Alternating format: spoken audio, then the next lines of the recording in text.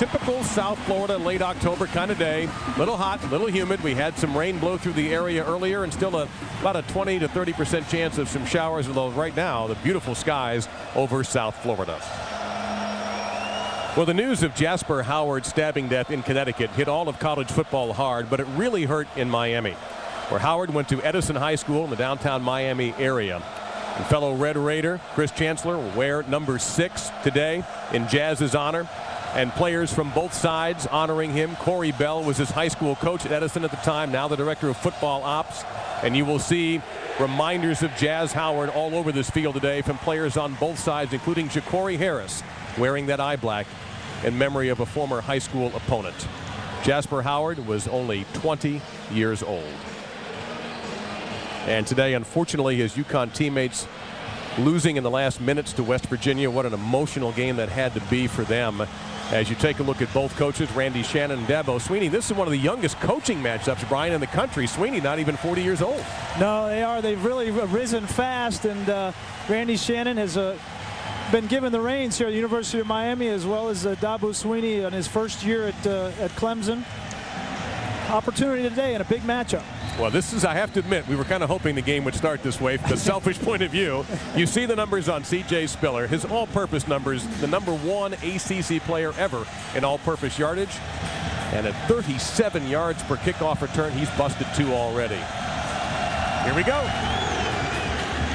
And he will get a chance at the 5.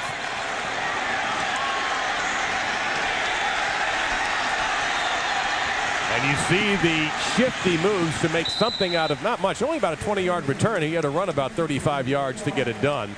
As we take a look at the quarterback, Kyle Parker, unusual, only one of 3 quarterbacks with 150 attempts with less than 50% completion percentage. You know, he's starting to get more comfortable in this offense. He's a baseball player first, but this is only his 7th start for the Clemson Tigers, and he needs to get off to a good start on the road in a hostile environment. He's an outstanding baseball player, also played a couple of years already for the Tiger team. From the 25, here we go with the first play.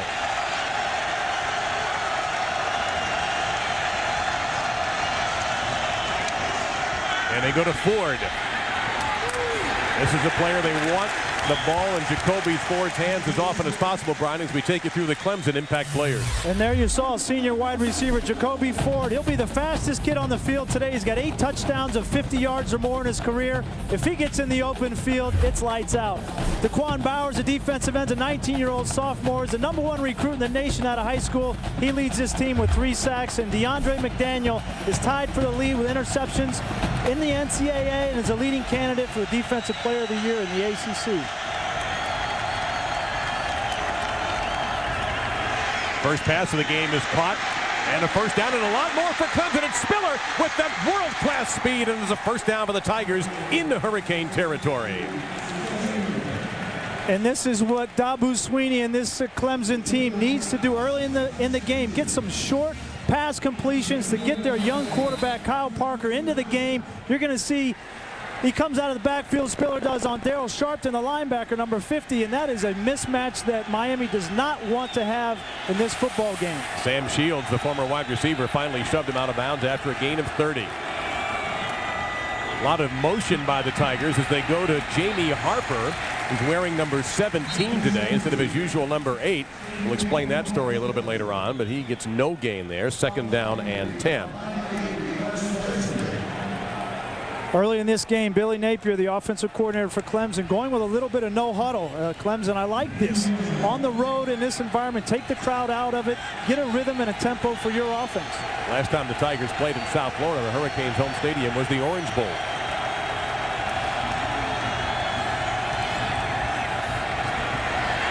Parker got a little room to run. He'll take the other way out. Is it a catch? No.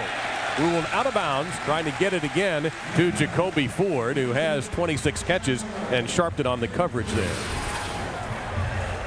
They talk about Kyle Parker. He likes to get out of the pocket right there. You have to have awareness as a wide receiver, and as a senior, Jacoby Ford, his momentum just took him a little bit too far outside.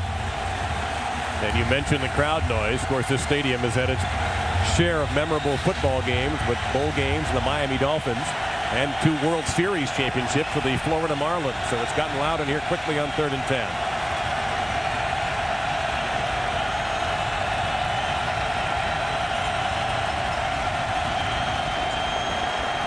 From the empty backfield set. Middle's open. First down for Clemson.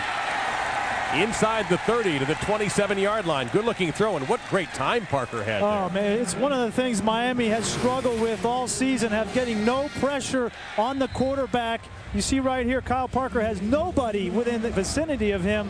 And I don't care how many starts you've had in college. If you have that much time and that's secure in the pocket to throw the football, good things are going to happen. 6th catch of the year for the junior, Xavier Dime. Clemson. This drive started at their own 25.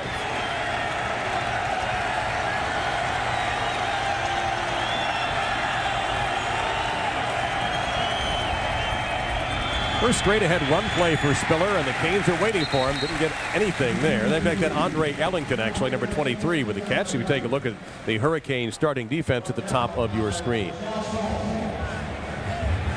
And a change there. Josh Holmes getting the start today, Brian, over Allen Bailey. The Hurricanes have had a lot of injuries on their defensive line and had to plug some guys in that younger players, freshmen and sophomore, but they're getting some players back on that defensive front, but not much pressure here early in the game. 7th play of the drive coming up.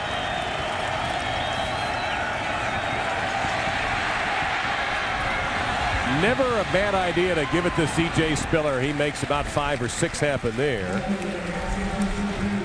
And will set up 3rd down, make it maybe closer to 4. Colin McCarthy in on the stop there, the leading tackler for the Hurricanes. This Clemson team will try to get C.J. Spiller the ball in all variety of ways, running the football, screens as you saw there, in play action, reverses. We've seen one with Jacoby Ford already, keeping this Miami defense off balance. A big 3rd and 6 here. And Spiller on the sideline.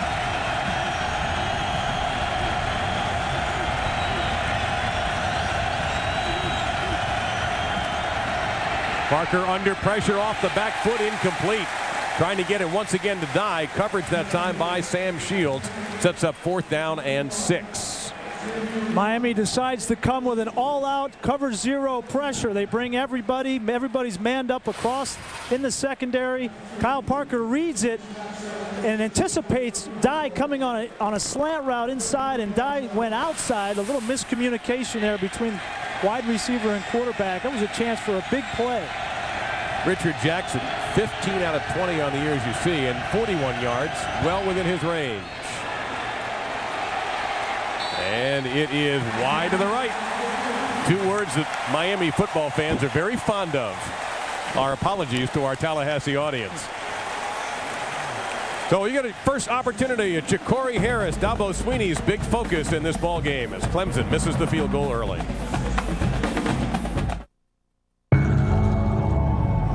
Over 60 years ago, Dr. Ferry Porsche couldn't find the car of his dreams, so he built one. Since then, every Porsche has fulfilled a dream of one kind or another. Introducing the Panamera, the first true sports car for 4.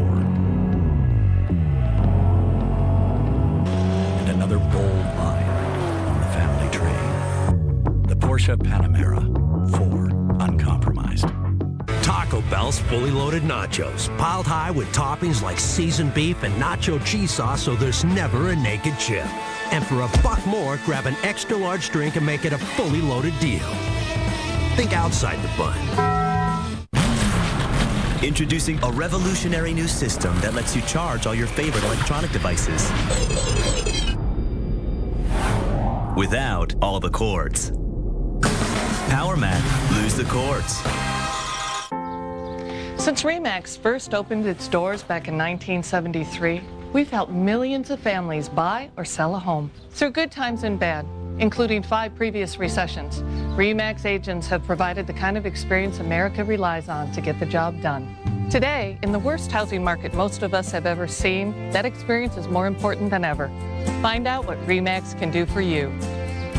Nobody sells more real estate than RE/MAX. ABC Tuesday, November 3rd at 8/7 Central. My God. They arrive. Don't be frightened. We mean no harm. They're calling themselves the visitors. The world's in bad shape. Who wouldn't welcome a savior right now? They will give us hope. We are honored by your friendship. We will cherish it. They heal me. I got no pain. We will give them our trust. You were obsessed with the V's. The bees, they call it spreading hope. Do you have any questions before we go to air? Just be sure not to ask anything that would paint us in a negative light. Excuse me?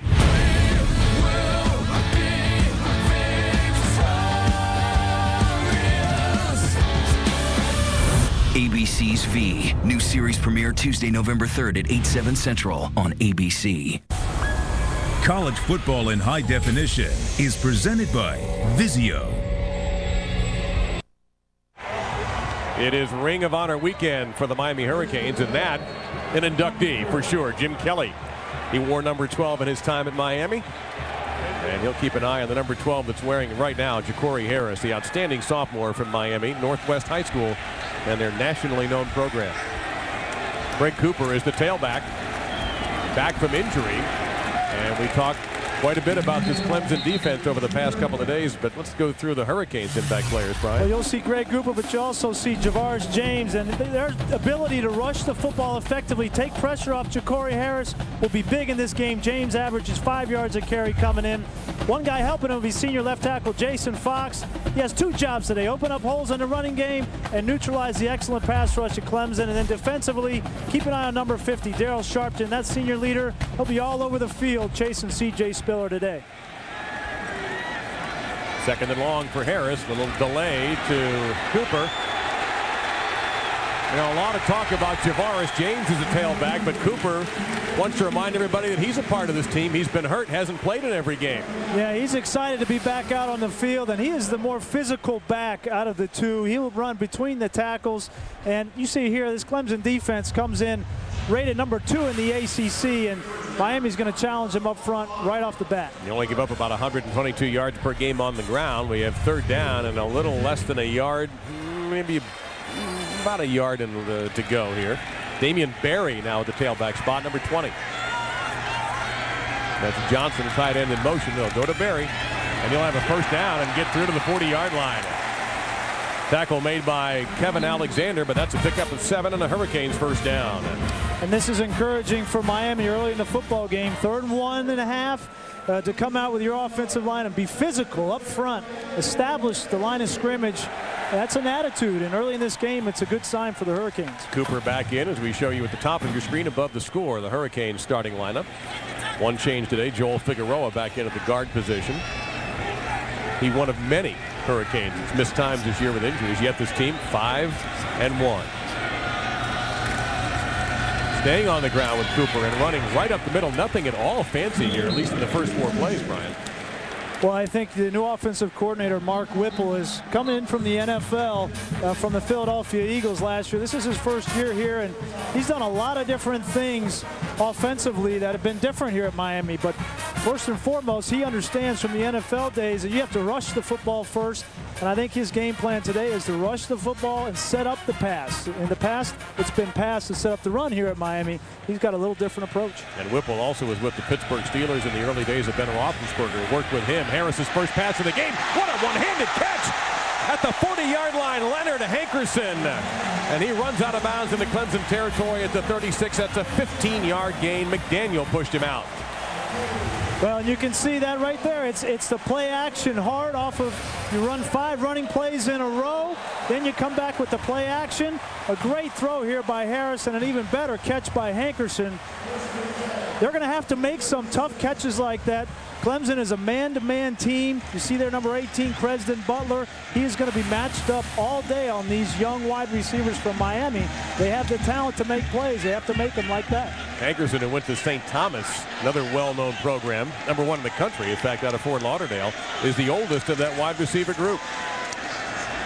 Harris looking deep. Another great catch out of bounds. That was Aldarius Johnson, one of that Northwestern 7 that has become famous around the country for all being high school teammates who came to the University of Miami. Made a great catch. He's also back from injury, but it's OB. Well, Aldarius, he is the security blanket for Ja'Cory Harris. When he's in trouble, he's going to throw it to his buddy from high school. Harris just threw it a little bit too far outside. If he throws the ball down the field towards the pylon, give Aldarius an opportunity to go up and get it, he may have had a play. What about that throwing motion for Harris, Brian? It seems absolutely effortless to me. It is pretty smooth, isn't it? Yes. He's pretty smooth running the ball, too. I know that. 7th play for the Hurricanes here. And again, running up the middle with Greg Cooper, the junior from Memphis, Tennessee. Picked up a couple there. So he'll set up 3rd down and long. Again, Alexander on the stop of the Tigers, along with Cavell Connor, the other linebacker from the outside. Javaris James not seeing a lot of time early, but the Miami number 8 all-time rusher will certainly see the field. In fact, he only needed 36 more yards to catch Willis McGahee on the Hurricanes list.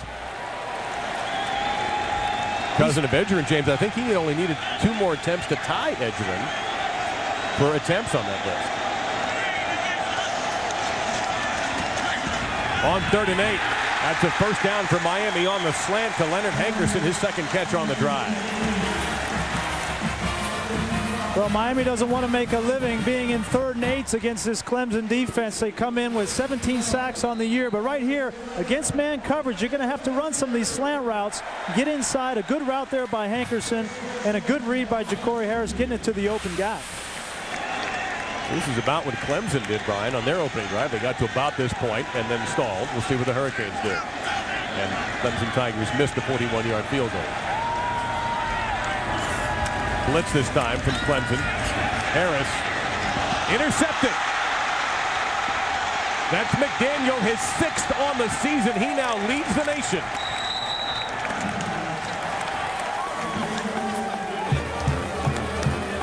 First turnover of the ball game and a 27-yard interception returned by the junior from Tallahassee. DeAndre McDaniel making a play here. It goes right through the hands. Down here, you got to be able to protect the football.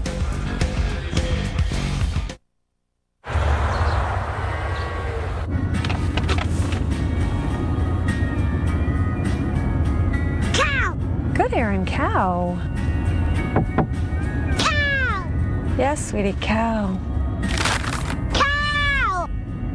Paul, where are the burgers?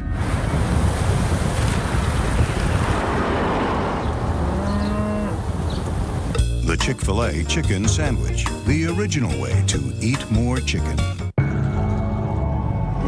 Over 60 years ago, Dr. Ferry Porsche couldn't find the car of his dreams, so he built one. Since then, every Porsche has fulfilled a dream of one kind or another. Introducing the Panamera, the first true sports car for 4. And another bold line on the family tree. The Porsche Panamera, 4, uncompromised. This Inside View is presented by Citi. While the rivalry between Big 8 teams Nebraska and Oklahoma began in 1912, it was taken to new heights in what became known as the Game of the Century in 1971. Johnny Rodgers' controversial 72-yard punt return was the difference in Nebraska's 35-31 win. The Sooners' John Harrison appeared perfectly positioned to catch Rodgers until he was sideswiped by Nebraska's Joe Blahat. Sooner fans saw this as clipping, but Cornhusker faithful and the officials defend this as a legal block. ESPN's College Football on ABC. Brought to you by Kay Jewelers, the #1 jewelry store in America. The Porsche Panamera, 4, uncompromised. And Chick-fil-A, we didn't invent the chicken, just the chicken sandwich. Well, my partner Brian Greasy knows that coastline very well, having grown up in South Florida. And DeAndre McDaniel knows how to intercept passes. That's the 11th for Clemson this year and his 6th. Spiller at the tailback spot. The shiftiness of Spiller, and he is close to the 1st down. Clemson wants to get this kid on the edge. You can see his shiftiness. If he gets to the edge on this Miami defense, he's going to cause problems. And you see here, they're going to pull the tackle, try to get him outside to get a block, which he does. Just give him a crease. That's all he needs is a crease, and he'll make you pay. That's always been said for years and years since Miami rose to prominence, that you cannot run outside on Miami. They're too fast, but Spiller has world-class speed. Gained 11 there for the 1st down. Well, somebody broke the rules.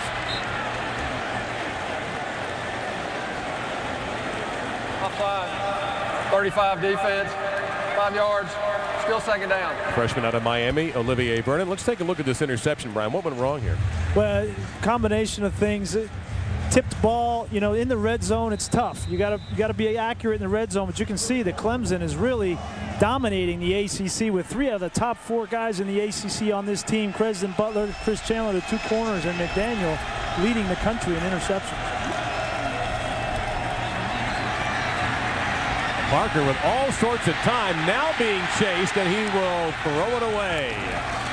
Alan Bailey had the pressure that flushed Parker from the pocket. Had they followed through with the fake, the spiller, he would have gained about 30 yards on the ground. Well, it was a long developing play down the field. They were trying to get a home run. Parker needs to be efficient here. He was looking for the deep ball to play down the field. He had Spiller in the flat, similar to what he had on the first drive. Just give him the football. Let him make a play with his feet. Second down for Clemson. Both these teams move up and down the field on their opening drives, but failed to score. More flags. Miami may have been offside as they get it inside. A little running between the tackles there with Parker. Gained a couple.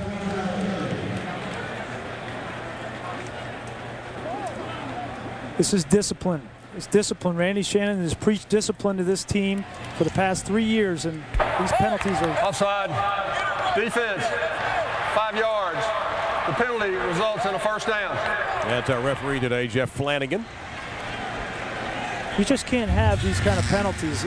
Pre-snap penalties is all about discipline, and I know that Randy Shannon, this is driving him crazy to have 2 defensive offside penalties in 3 plays.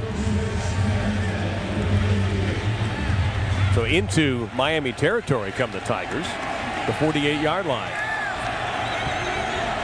Empty backfield for the redshirt freshman quarterback. Under a lot of pressure, and again, it's Bailey.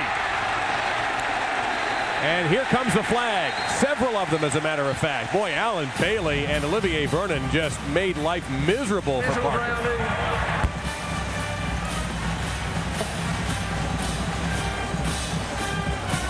Now, the argument here for Clemson might be, wait a minute, Jamie Harper, number 17, was... Intentional grounding, number 11 on the offense.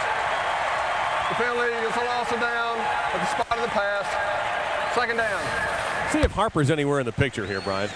You see Alan Bailey comes right around the right tackle, and the problem is that the pass it hit Thomas Austin, the left guard, in the chest. And whenever you hit the left guard in the chest, they're going to call. There he is right there. He tried to catch it. Good thing he didn't have good hands. Now, Austin's their best offensive lineman. I know he's good, but you don't want to start throwing the football, do you?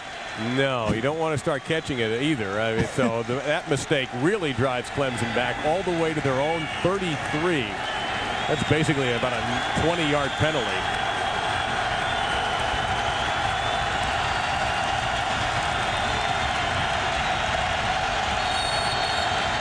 And we hear whistles.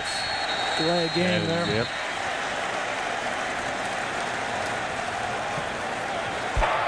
Hard and snap.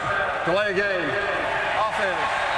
5 yards. So is it a problem with communication from the sideline here? Starting to lose a little bit of control here. You know, you have a bad play from your quarterback, and Dabu Sweeney calls the whole offense over and says, all right, guys, let's calm down. You know, we're okay. Let's just get a half of it back here. Clemson. So we're told that timeout was called before the penalty, so they don't lose the 5 yards, which is good for them. They were already 20 yards in arrears following the intentional grounding. You're watching college football, presented by Kate Jewelers. Well, the first thing we do when we come up here is take her out to eat. She needs a good meal, and we need to catch up. I love when they come visit, and so do my roommates. Try Olive Garden's new Mezzaluna's Half Moon Ravioli stuffed with 4 Italian cheeses. Try the shrimp and white wine cream sauce or the savory sausage and tomato Alfredo, starting at just $9.95 with unlimited salad and breadsticks. I just like to know my little girl's okay. Daddy. Olive Garden, when you're here, you're family. I'm Dr. Love. This is Dr. Pepper Cherry. It has a kiss of cherry flavor. This devilish elixir has a kiss of cherry. Dad, it's not kiss. It's kiss of cherry. It's amazingly smooth. Be smooth. Dr. Pepper Cherry is amazingly smooth. Trust me, I'm a doctor.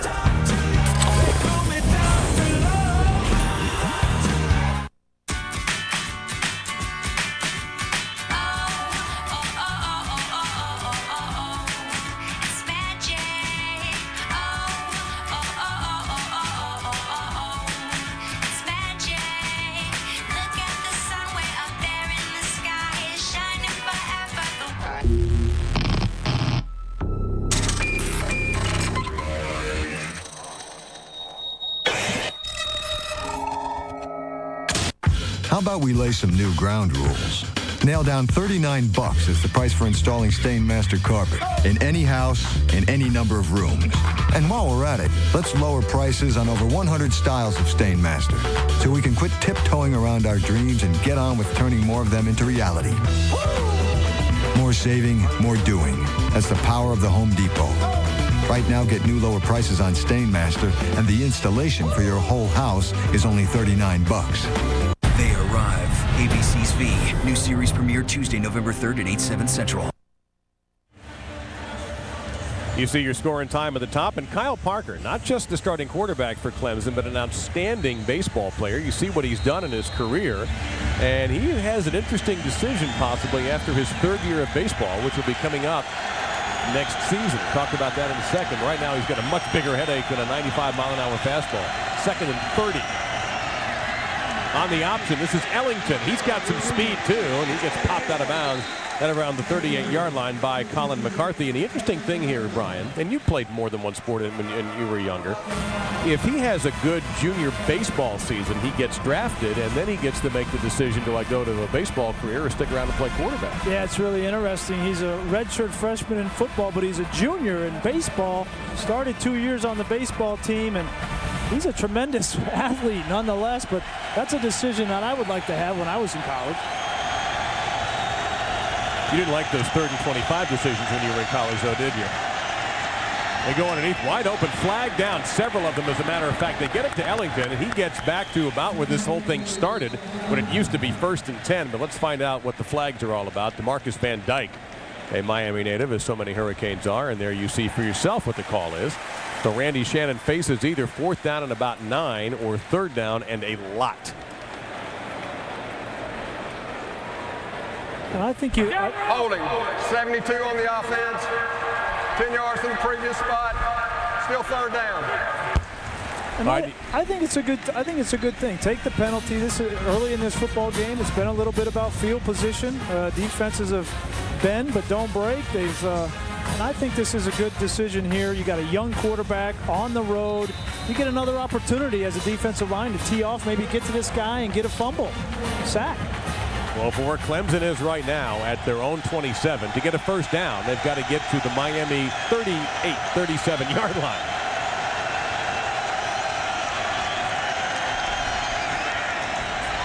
They'll take the safe route here. Pick up some of the penalty yardage back. The catch made by Terrence Ash, a redshirt junior. And another flag down. And this is also on Clemson for clipping.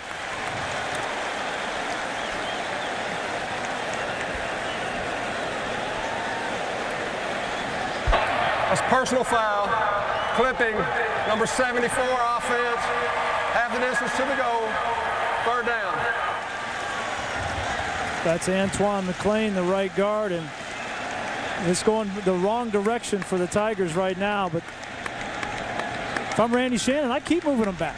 Keep moving them back. Make them drop back and throw the football. You never know what's going to happen with a young offense here in a hostile environment. How about 44 penalty yards on this drive against the Tigers, Brian?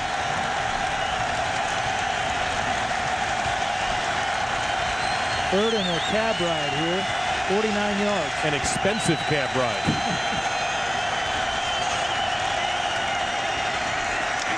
Here's the first bit of news. I don't see any flags down, and it's 4th down for Clemson. And this worked out way better than Randy Shannon and the Hurricanes could have hoped for, following a short gain there. Sharpton and Phillips in on the stop. And those two decisions by Randy Shannon equate to about 35 yards of field position. They would have had the ball on the 45-yard line of Miami. Now the ball is being kicked from the 17-yard line. That's Dawson Zimmerman.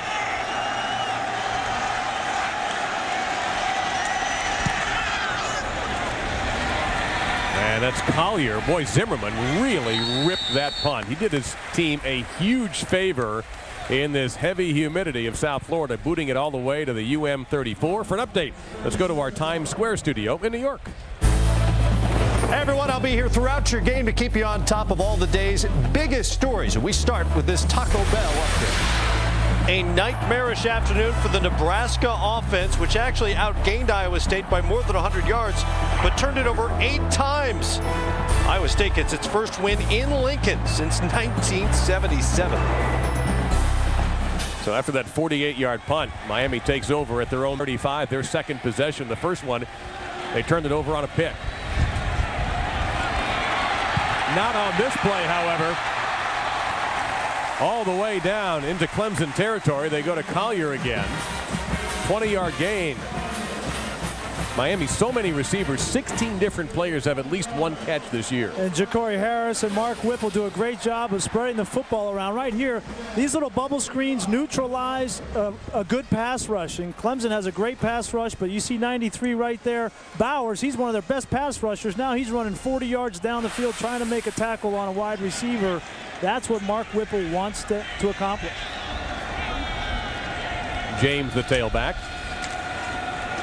A nice spin in traffic, and he'll get 3 yards where he is gang tackled by the interior of the Tiger defense. Jamie Cumble, a redshirt junior from Morris, Illinois, led the parade for Kevin Steele's Clemson Tiger defense.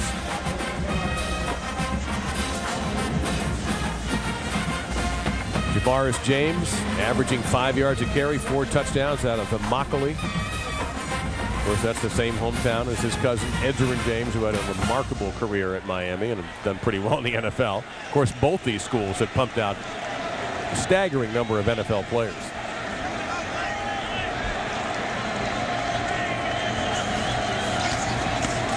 This is Cooper.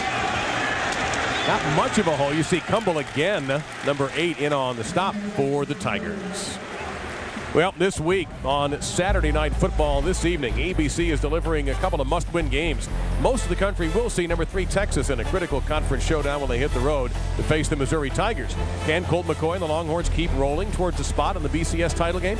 The rest of the country will see Oregon State take on the number 7 ranked USC Trojans. Saturday Night Football presented by Southwest Airlines on ABC at 8 Eastern and 5 Pacific.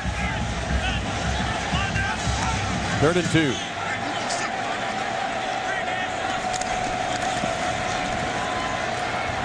And knocked way high into the air and out of bounds, trying to get it to Cooper. Excellent coverage that time by Chris Chancellor.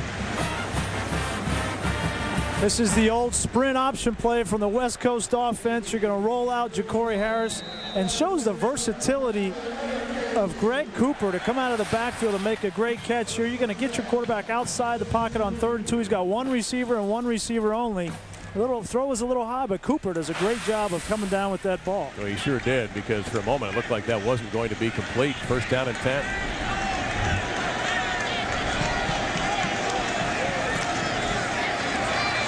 And they go to Barry. Miami using 3 tailbacks so far, and flags are down, and my partner has already signaled holding before the referee did. Holding. 23. Offense. 10 yards. 1st down. And that is Travaris Johnson, who plays a little H-back position for the Hurricanes, guilty of that. Yeah, Travaris Johnson, whenever you're out on the edge, he's right here. You're going to get the eyes of all of the referees, and when they bounce it outside, it's almost asking for a holding penalty. He had leverage there. Looked like Barry could have cut up inside of him. When you bounce outside of a tight end blocking on the edge, 9 times out of 10, you're going to get a holding call. 6 penalties in this quarter, combining from the 2 teams. At one point, Clemson had 49 yards to go on their last drive. Barry stays in at the top of the eye.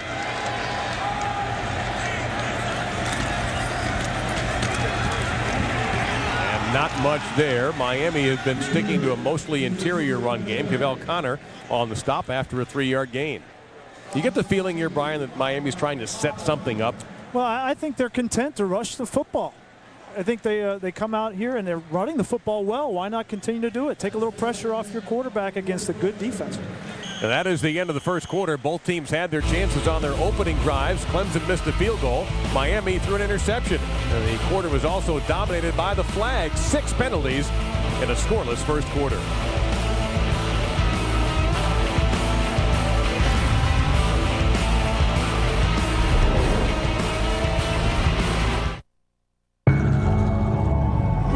Over 60 years ago, Dr. Ferry Porsche couldn't find the car of his dreams. So he built one. Since then, every Porsche has fulfilled a dream of one kind or another. Introducing the Panamera, the first true sports car for 4. And another bold line on the family tree. The Porsche Panamera, 4, uncompromised. Hey, Jimmy Football here. What's missing from your tailgate party? Tail. Well, not anymore. With the Bud Light Tailgate Companion, now the goods come to you. We didn't make your dog. We just made your dog better. Now when I want ketchup on my dog, I just call my dog. Thanks, dog. Thanks, Bud Light. It's the Bud Light Tailgate Companion, and it's tailgate approved. So we start with a frozen burger, cold as ice. Just grab it and throw it on the grill. Let her fly. Just flick it. Want a fresh cooked hamburger? Flick. You're getting it. Then get Wendy's single, double, or triple with hot, juicy North American beef. Fresh cooked, not frozen like the other guys. 'Cause real is how we cook it. You know when it's real. Wednesday, the #1 new comedy is all new. When your kids were small, did you ever smack their heads into a wall? Luke used to bang his head all the time, and he's fine. We gotta take her to the doctor. Modern Family, all new Wednesday, 9/8 Central on ABC Comedy Wednesday. All new Thursday. Go! At 8/7 Central. We have to talk. Everything she feared about her flash forward I was with another man. is coming true. What's going on? I thought you might know. And his story is just beginning. I know what caused the flash forward. Lost's Dominic Monaghan joins the cast in an event you can't miss. Aren't you glad you asked? All new Flash Forward. The Thursday night event starts at 8/7 Central on ABC. Warm and humid day in South Florida. Rain showers moved through the area this morning. So far, we've been dry the last few hours. This field is in excellent shape, and it is a fast field. It's cut for 2 fast teams. The grass is short, and we expect to see the speed merchants have a good day today. But right now, it's been the defenses that have held everything up, and the officials have certainly played a part with the amount of penalty yards in this game. Miami with a fairly conservative approach on offense so far. 6th play of this drive coming up. Javaris James in the tailback spot. That's going to be quickly erased after a short gain. Travis Benjamin making the grab there. Preston Butler among the tacklers. They got an injury. Looks like Jason Fox, their stud left tackle, went down. They cannot lose this guy right here. He's one of our impact players. He's the one that's the leader on this offensive line, both in the running game and the pass game, and he is an integral part of this Miami offense. Maybe he's just shaken up. Made his 43rd start today. And of course, having that left tackle position, right-handed quarterback, he's the back of the head of the quarterback, really. He's the eyes in the quarterback's head. And he showed up in Coral Gables from Fort Worth, Texas. He showed up as a freshman and started from day one. That's the kind of talent this kid has. He's a Outland Trophy candidate. He's a big part of this team. And Miami has had long injury lists as this season has gone on. So 3rd down and 13 for the Hurricanes.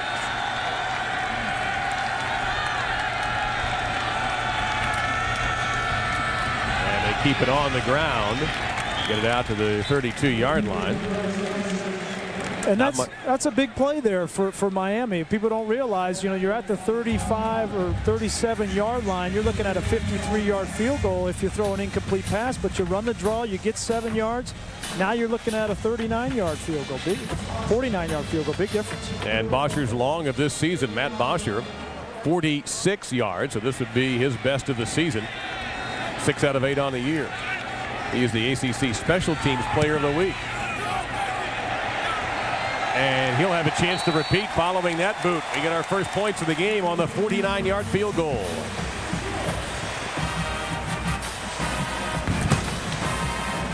So Miami, with a conservative approach, gets the Bosher three-pointer to open the scoring in this game early in the second quarter.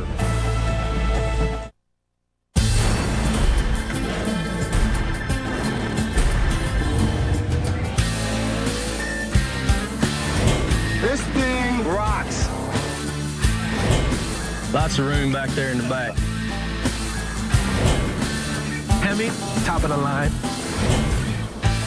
I mean, I can't think of a better word, but fantastic. The all-new Dodge Ram 1500. The most award-winning truck of 2009 and winner of Strategic Vision's Total Quality Award.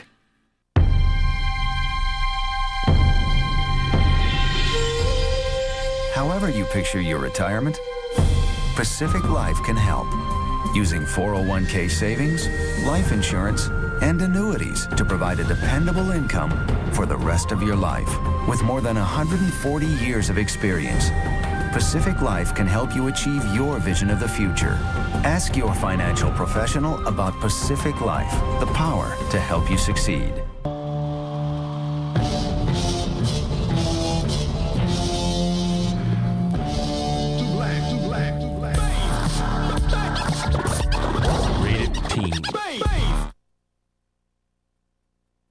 Unlike other materials, healthy skin is able to become more resilient. Vaseline Men helps fortify skin, so instead of breaking down, it can grow stronger. Vaseline Men Lotions, for stronger, more resilient skin. Only one big event can make the whole country go country. The CMA Awards. Hosted by Brad Paisley. And Carrie Underwood. Live Wednesday, November 11th, 8/7 Central on ABC. Buffalo Wild Wings presents the top 30 plays of the last 30 years. 19. Facing 4th down and 12, Alabama quarterback Brody Croyle decided to go long and let wide receiver Tyrone Prothro make an amazing catch. He catches off his back and holding on to the football. That might be one of the best catches I've ever seen. That is the catch of the year in college football.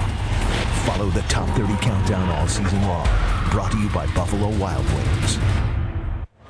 What I want to know is when he made that remark, as we see number play 18, by the way, coming tonight at 8, that might be one of the best catches I've ever seen.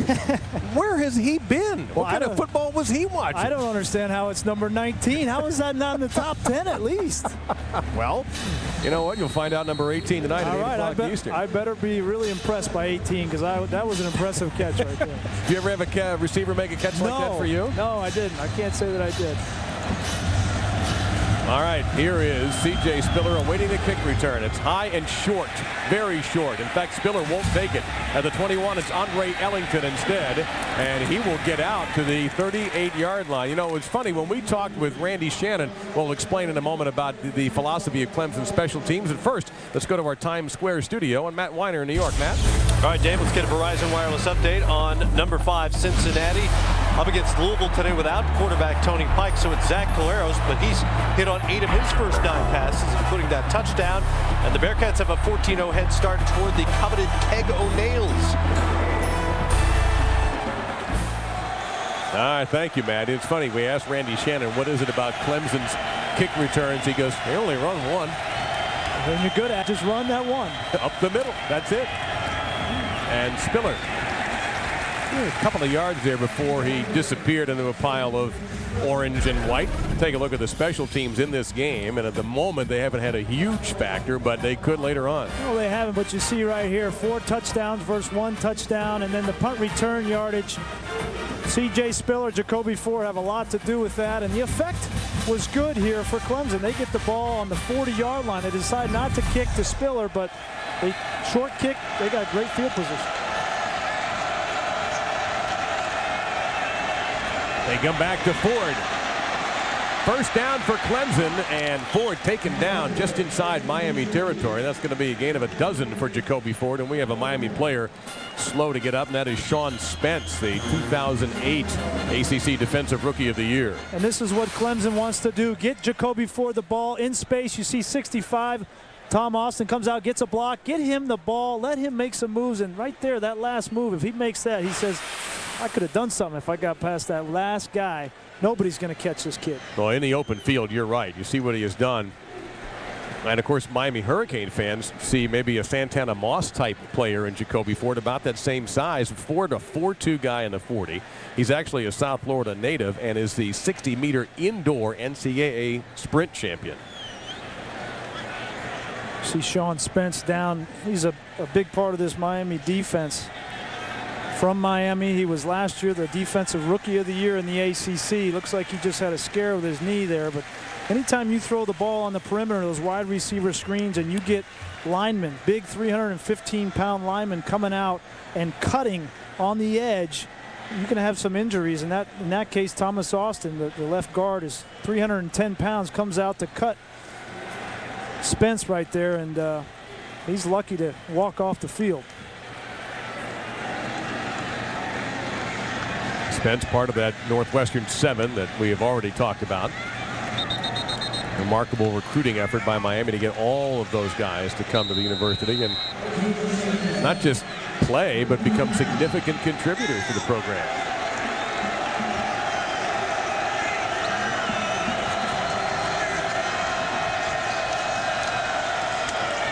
That's Spiller. Speaking of people who, if they get in the open field, won't be caught, there is C.J. Spiller. Jared Campbell may have saved the touchdown. That's an 18-yard pickup on a Tigers first down. The left side of this Clemson offensive line, 61 Hairston. You see him block out there. A good block by the fullback, and you get this kid on the second level. Breaks one tackle, almost gets through a second. I mentioned Jacoby Ford as a track star. Well, there's Spiller right in front of him. Relay teammates. 4x100 relay. That must be fun to watch, huh? I would pay the price of admission.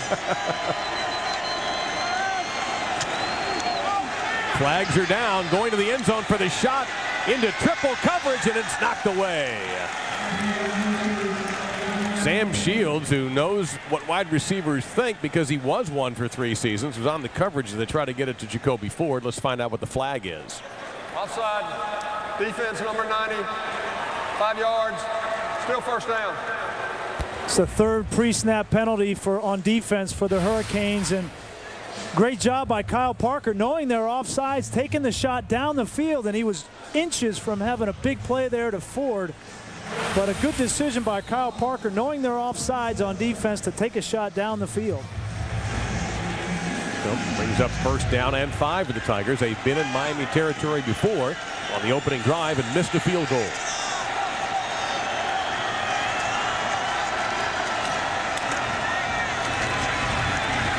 Not much there as Miami's defense swallows up Jamie Harper. We mentioned that he normally wears number 8. Harper wearing number 17 today. Every week this season, a Clemson player will wear number 17 in honor of Stanley Hunter, a teammate who had to give up football due to epilepsy, just unable to control his seizures with a medication, and the doctors advised him to give up football. He is now a coach on the Clemson staff, but the tradition began with linebacker Brandon May, and it's passed on week to week to a different Tigers player. Spiller back in the game, and he is destroyed by Colin McCarthy, who almost was able to get the handoff. He was in there so quickly. And in fact, he has the football. Miami has taken over. A huge hit by McCarthy, and the Hurricanes force the first Clemson turnover. Huge play here. You're going to see McCarthy from the right side of your screen come in unblocked, and Spiller barely gets the football before McCarthy's all over him, and it's hard to blame C.J. Spiller right here. He barely gets the football, but McCarthy comes in and a big play, a breakdown on the offensive line for Clemson, and not picking him up, running through free on Spiller. Andrew Smith, sophomore defensive end from Coconut Creek, came up with the football for the Hurricanes. So Miami has had one turnover. Clemson has one against them now. Flags are down yet again.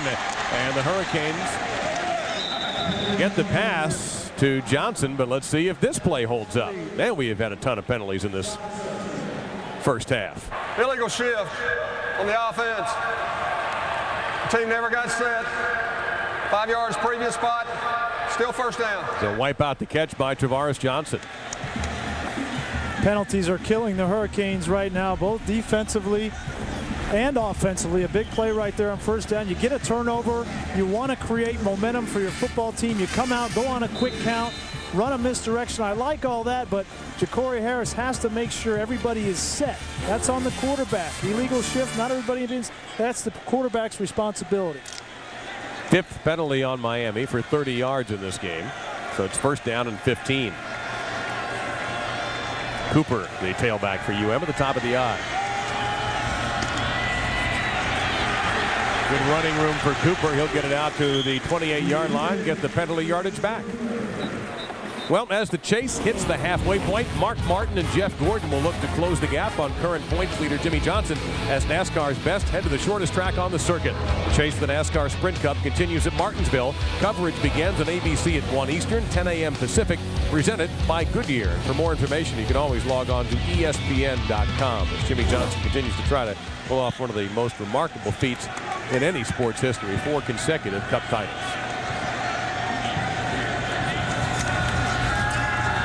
Pressure from the edge and underneath. Miami will lose yardage there with a fullback, Mike James. Clemson not only had pressure from the edge, but they had that play completely blown up. Tremendous job by Kevin Alexander. That was an unbelievable play by Kevin Alexander, the linebacker. They had Franklin, the left guard, out, set up the screen beautifully. If Kevin Alexander doesn't make that play, he's going to run for a while. And certainly Alexander giving up a size advantage, although not that much to Franklin, only about 40 pounds. And Miami will take one of their timeouts. You can hardly even see Alexander. Franklin's so big at 3'18" and 6'7", but Alexander made a huge defensive play. And the Hurricanes now trying to figure out their 3rd down and 13 offense.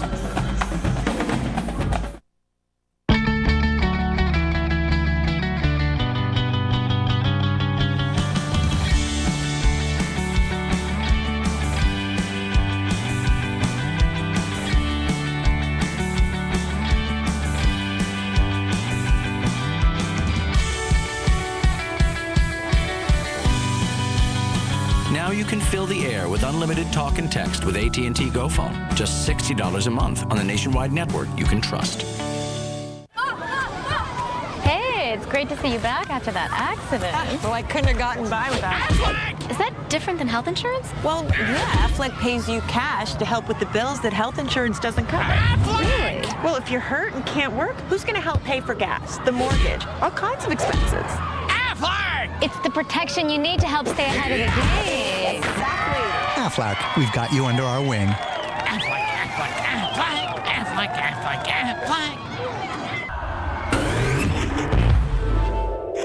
Aflac. Best-in-class combination of power and fuel efficiency.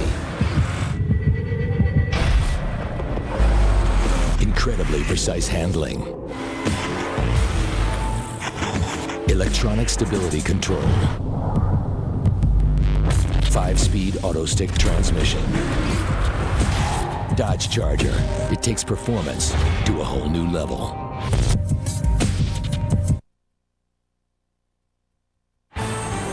ESPN's college football on ABC.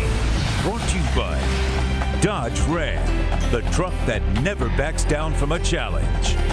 Aflac, we've got you under our wing. And AT&T, your world delivered. That Heisman Trophy belongs to Gino Torretta. And of course, the Hurricanes had another Heisman Trophy winner in Vinny Testaverde. And you may have seen a shot of the National Championship Trophy. And Brian, people were talking about Ja'Cory Harris as a guy, maybe not this year, but in the future, who could get that trophy. Early in the season, he certainly looked the part. He'll take the first deep shot for Miami. And almost caught at the 40-yard line. That is Hankerson down there trying to make the grab. He has a couple of catches already. Good coverage by Chris Chancellor. And Chris Chancellor, the young man that's playing for his wearing number 6 in honor of Jazz Howard. He's playing Inspire today. Well, it's time for a new feature here called Greasy's the Word. It's got mood, it's got meaning. And why hang time? Well, hang time. We talked with Randy Shannon, and he said a key to this game, his punter and kicker, getting some hang time on their kicks and punts and allowing their coverage units to get down on C.J. Spiller and Jacoby Ford. We'll see how they do right here. Yeah, good luck with that. And you know what? That is high. Great kick. Spiller, fair catch at the last second. He had a Miami defender who could smell his breath at the 29-yard line, so that worked out perfectly for the Canes. And that's exactly what Randy Shannon wanted. He's going to come over there and congratulate him. That's exactly what he wants. High in the air. Don't allow these guys any space to catch the ball and make a move. That plan worked perfectly there. 47-yard punt, so the Tigers will take over. You know, it's funny, I don't know what kind of a game. It was hard to figure these things out, Brian, but I guess we shouldn't be too terribly surprised this is a low-scoring football game considering the talent on the defensive side. No, 2 good defenses. We knew about Clemson coming in on defense, 11th in the country, but Miami's ranked 25th in the country, so this is not surprising. It's a different looking formation for Clemson here. Parker, plenty of time, got a man open, just missed Spiller at around the 35-yard line. Wow, this was close to being a huge play. You see Spiller coming out of the backfield. The receiver's going to run a skinny post. That's Ford. He's going to take a lot of attention there. You see 2 guys go with him, and then on the outside, Spiller was running free down the sideline, and Kyle Parker just overthrew him by a couple yards. It's hard to overthrow this kid right here. That's the versatility, though, and I'm sure the NFL, there's some scouts here today, of course, watching C.J. Spiller and others. Big missed opportunity there for Clemson and Kyle Parker.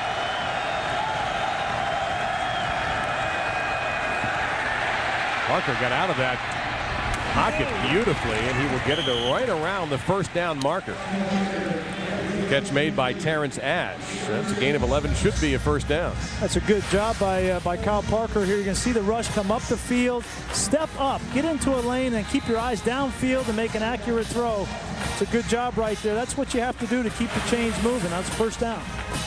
Telemack and Van Dyke on the stop. You see Parker's numbers on the day. He was just a tick under 50% accuracy coming in to the game here in South Florida.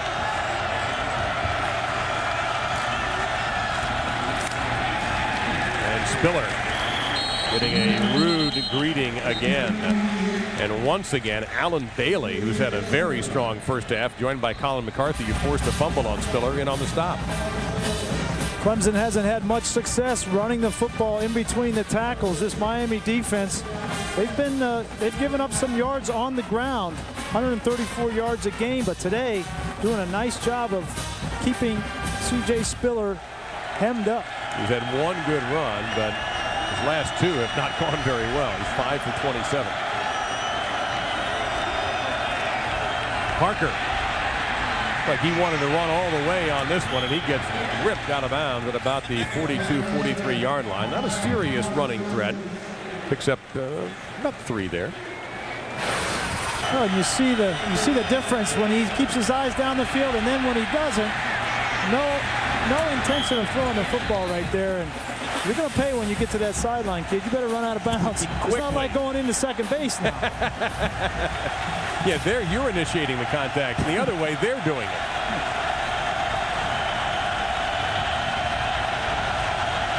Clemson this season only 32% on third downs. They're a little higher than that now. That's the big tight end, Michael Palmer, with the catch.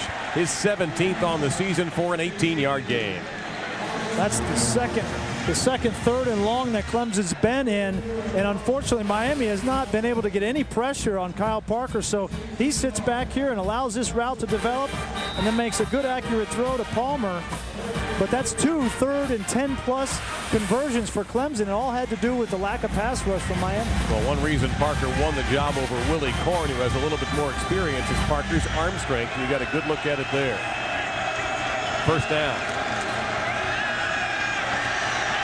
And he is getting a lot of time, Brian. That's not going to gain a lot of yards, but he's having time to survey the field and have his choice of receivers. The catch made there by Ellington for about 2 or 3. is, and offensively, Clemson's mixing it up. They're trying to run the football. They haven't given up rushing the football inside the tackles. Some drop back pass. There you see play action. Had an opportunity maybe to throw the ball down the field to Jacoby Ford, but I like the decision. He pulls it back and gets it in the flat for 3-yard gain. And Ellington is the 6th different Tiger to catch a pass in the game already. That's Ellington in motion. Dropped. Is that going to be a lateral? No, the referee rules incomplete. There was a moment there where nobody had blown a whistle. And finally, referee Jeff Flanagan said, no, that is a forward pass, and that is incomplete. Trying to get it to Marquand Jones. Well, these screens on the edge are always dangerous, but right there, sometimes it's difficult to tell whether it's going forward or backward, but a good throw right on the numbers, and Jones just dropped it. You ever say anything to a receiver, did you, when he just flat dropped one like that? Yeah, you had to say it, but the problem was Shannon Sharp always said something back.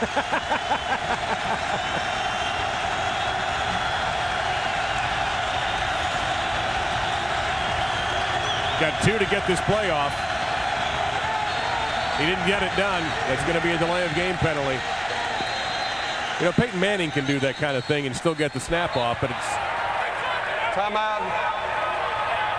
Wow, they got the timeout. The flag was thrown by the back judge when the clock hit 0, but Clemson burns the timeout and saves themselves 5 yards.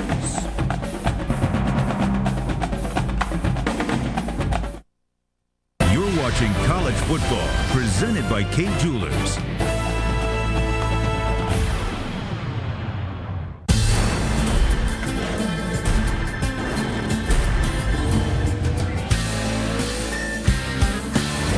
This thing rocks.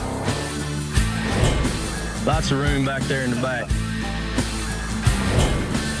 Hemi, top of the line. I mean, I can't think of a better word, but fantastic. The all-new Dodge Ram 1500. The most award-winning truck of 2009 and winner of Strategic Vision's Total Quality Award. Hey, Ham, what do you think the fine is for streaking? Oh, I don't know. Like $300-400 bucks? Why? Sorry. The more you save on insurance, the more you'll have for football. Are you in good hands? Introducing Wing Street Wings from Pizza Hut. Now you can have a real wing night at home with Wing Street's traditional crispy bone-in and bone-out wings. And our award-winning sauces. They rock. Wing Street Wings, delivered only by Pizza Hut. Bye, Bags! We love you! We love you! I'm going to miss them so much. Oh, I love those bags. I love bags. Bags are my life. Bags are my life. Bags are my life.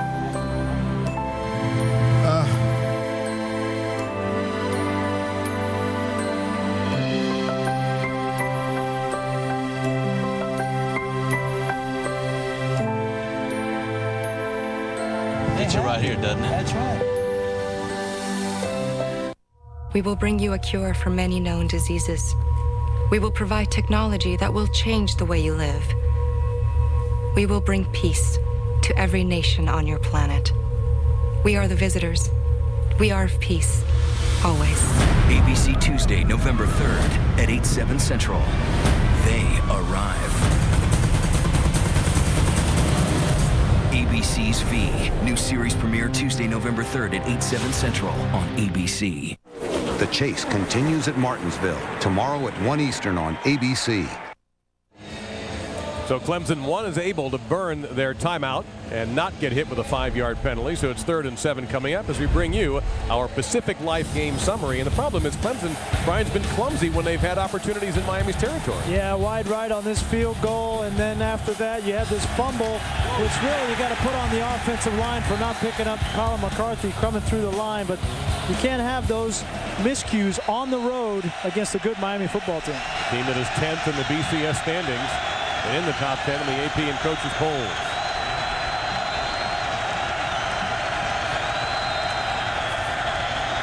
Spiller stayed in the block this time, and Clemson will get another first down on the 3rd and long situation. 3rd and 7, no pass rush from this Hurricane defensive front. And if they're going to continue to rush 4 on 3rd down, then Kyle Parker is going to continue to convert. A good throw here to his tight end. He's now 8 of 13 on the day. came in only completing 49% of his passes, but if he has time to throw the football, he's proven he has the arm and he can read defenses and make plays. One sack by Miami, none by that outstanding Clemson front four yet, anyway, of Corey Harris. 1st and 10 for the Tigers.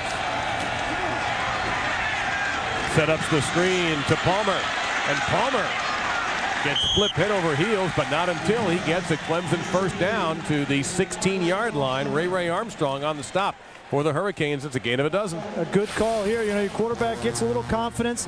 Now you're preaching Miami get some rush. Well, they get the rush. Now you run a screen. You just stay one step ahead of them. And the young offensive coordinator Billy Napier for the Clemson Tigers, only 30 years old, but he is calling a good game here today.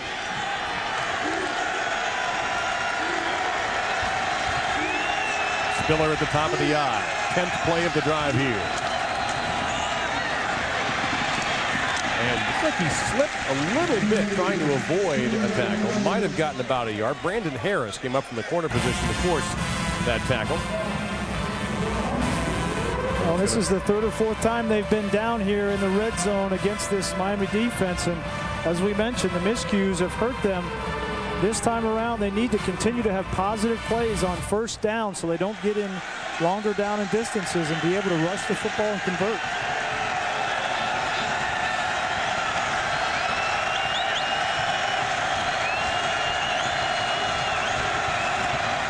And there's Palmer. He was in motion, makes the juggling catch and heads toward the end zone, and he is in. Touchdown Clemson, but there's a flag down in the backfield.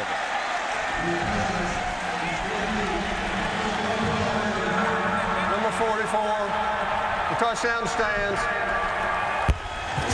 First touchdown of the game, and it's caught by Michael Palmer, his 2nd of the season. What a great catch by Palmer. You're going to see here, he's another tight end screen. He's going to come from the other side of the field, bat it up, catch it. Don't care how it looks, kid. Just get in the end zone. What a great play. So Palmer, who had gone in motion to one side and sort of snuck through a little gap there, had a couple of catches on this drive. And boy, the conversions on 3rd down, Brian, really stick out.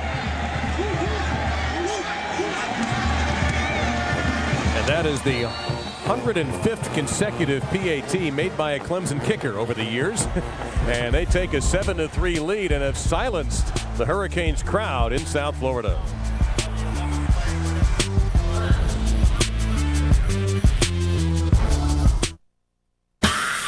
This fall, don't just get more out of your tires, get more back from your tires. Because with Cooper's National Take the Money and Ride Fall event, you'll not only get unbeatable performance, you'll get a prepaid rebate card by mail worth up to $75 when you buy 4 qualifying Cooper tires. Cooper's Take the Money and Ride Fall event. Get your rebate form and all the terms and conditions at a participating Cooper Tire dealer or at coopertire.com. Cooper Tires, don't give up a thing. 100% commitment. It's drilled into every collegiate football player from day one. Doing that on and off the field separates the good from the great. The Lowe's Senior Class Award honors student athletes who have committed themselves on the field, in the community, and in the classroom. That's character worth recognizing. Vote for college football's most outstanding senior. Text football to 74567. Today's students are tomorrow's leaders. Changing times means rethinking my priorities. I didn't have to look too far. I want to protect the people I love and what I've worked hard for. With coverage that's smart when I buy it and smarter when I need it. Join the thousands of us who are getting better auto coverage at a better price under the Travelers umbrella. Get better coverage with Travelers and save an average of $383. To find an agent near you or to get a quote, visit travelers.com or call 1-800-MY-COVERAGE. ABC Comedy Wednesday. The #1 new comedy is all new. There's only 2 places anyone should wear a poncho: Niagara Falls and log rides. Modern Family is the best new show of the season. When your kids were small, did you ever smack their heads into a wall? Luke used to bang his head all the time, and he's fine. We gotta take her to the doctor. ABC's Modern Family. All new Wednesday, 9/8 Central. Laugh with all of America on ABC Comedy Wednesday. Okay. So Clemson, a team that was only 32% coming into this game on third down conversions, has hit 60% so far, and they were beautiful on that drive. And a little misinformation here. Right here, you'll see Colin McCarthy. He's going to come up the field. There's going to be hard play action away, and this is Palmer here. He's going to sneak into the flat. That's the responsibility of Colin McCarthy, but he decides to go for the quarterback and leaves Palmer wide open, makes a good catch, and gets in the end zone. Big play for the Clemson Tigers. 11 plays, 72 yards in 4 minutes and 12 seconds, and Parker was 6 out of 8 on that drive.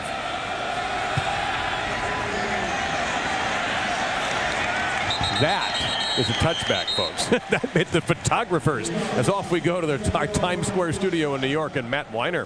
And Dave, this is a Sports Center right now, presented by Sprint. Number 2, Alabama has a slim home lead over Tennessee, thanks to Lee Tiffin's 50-yard field goal. They're trying to get to 8-0 for the second straight year. Number 1, Florida plays tonight at Mississippi State. You'll see it on ESPN. All right, Matt, thank you very much. There's Ja'Cory Harris. Kind of a quiet game so far for the Hurricane sophomore out of Miami. Really, you see, by the way, 64, Jason Fox, Brian, back in the game at that left tackle position. He just missed one play.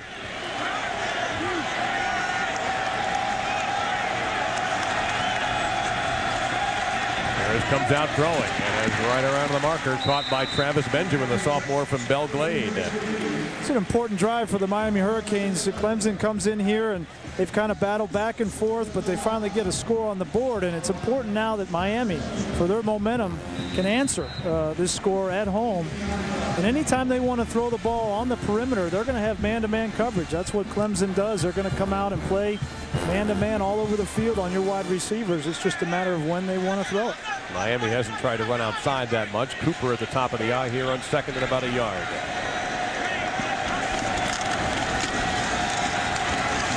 He may have gotten the first down before he gets shoved back. They're going to mark him right about the 30-yard line. Connor led the parade of Clemson tacklers. And boy, I thought he got across the 30 there, Brian, initially, but they're going to spot him behind the 30-yard line. So third down and less than a yard to go. Barry now comes in, number 20.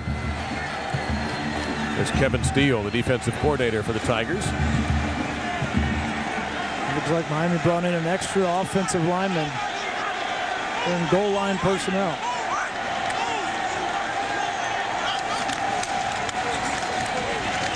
And this time it's a first down. Gain of a couple. Straight ahead running, which we've seen a lot out of Miami. Did that approach surprise you today? You know, early in the game it did. They've got some playmakers on the outside, but it was successful in the first quarter. I expect to see a little bit more play action pass out of Mark Whipple as this game progresses, because he's set up the rushing game early in the game. And so at some point you got to let Ja'Cory Harris breathe a little bit. Get the ball down the field, throw the ball on the outside. He's got some talented wide receivers, but got Javaris James now in the tailback spot for the Hurricanes. Screen pass here and just lobbed up, really well covered by Clemson. James was the intended receiver. Again, Cavell Connor, a graduate out of Richmond, Virginia, in there to bust that play up. Well, ABC Comedy Wednesday is at 9 Eastern, 8 Central. Modern Family is the #1 new comedy of this fall. All the critics in all of America can't stop laughing and talking about ABC's Modern Family. Wednesday at 9, 8 Central on ABC Comedy Wednesday.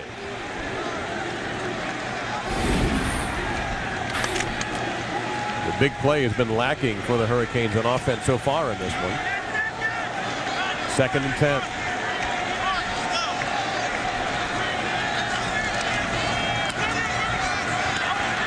And under a little bit of pressure, Harris gets it off, and it's a terrific catch right to the marker. That should be a Miami first down. Collier with his second catch of the afternoon. good job by Collier running a shallow cross across the field, catching a ball that was behind him. And now the Hurricanes are going to come out in a no huddle here, which I like. Clemson 17 sacks coming into the game. They haven't gotten to Harris yet. They won't on this play.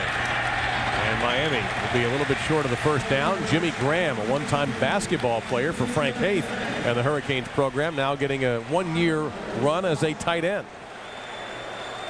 When he started the season, he had 3 catches 3 touchdowns. It's a pretty good percentage for a tight end, but you can see 6'8", 260 pounds, was a member of the Hurricanes basketball team and a pretty good player, led the team in blocks. So you know he can go up and get the ball if you give him a chance. And he's being mentioned as a potential NFL tight end by some scouts around the league. 6th play coming up on this drive.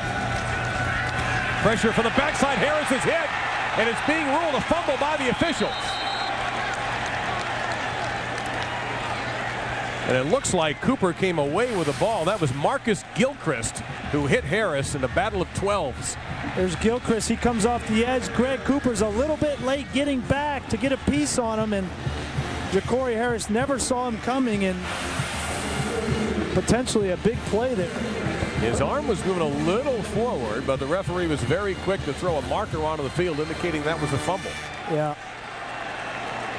Kevin Steele, defensive coordinator, decided to come with a little bit of pressure on the weak side there. Miami's getting some momentum. He's trying to prevent them from getting any more first downs. 3rd down and 8.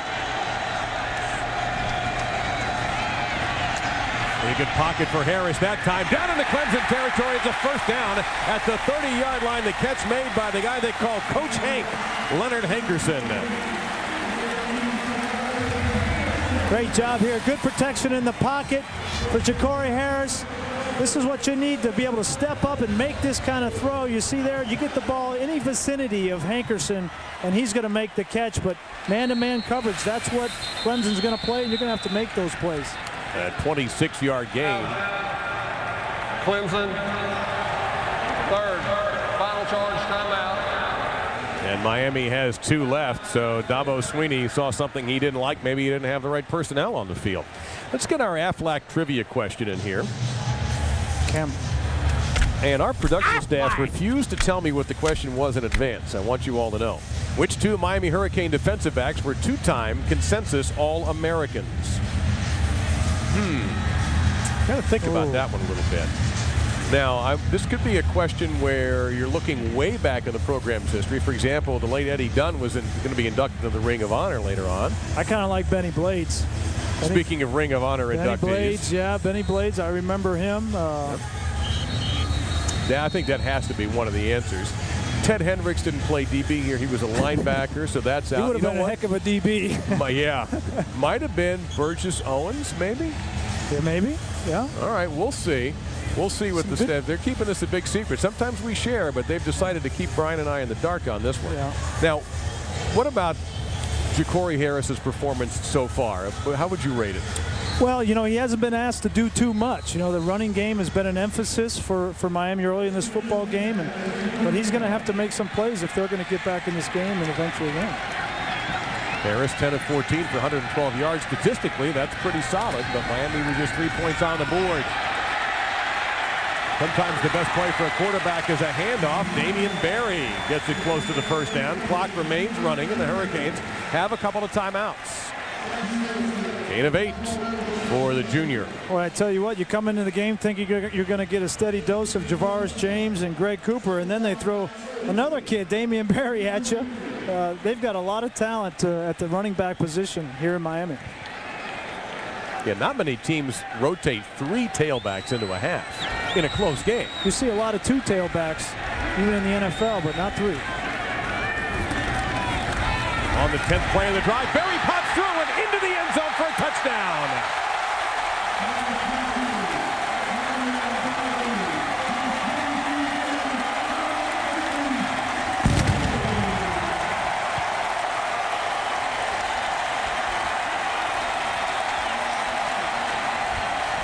Well, maybe it isn't always about Ja'Cory Harris, Brian.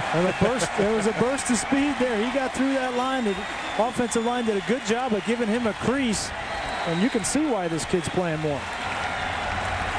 10 plays, 80 yards in 4 minutes and 24 seconds. Right after Clemson had gotten across the goal line, Bosher with his 63rd consecutive PAT, and the Hurricanes have the 10-7 advantage. Under a minute to go, and the Tigers do not have a timeout.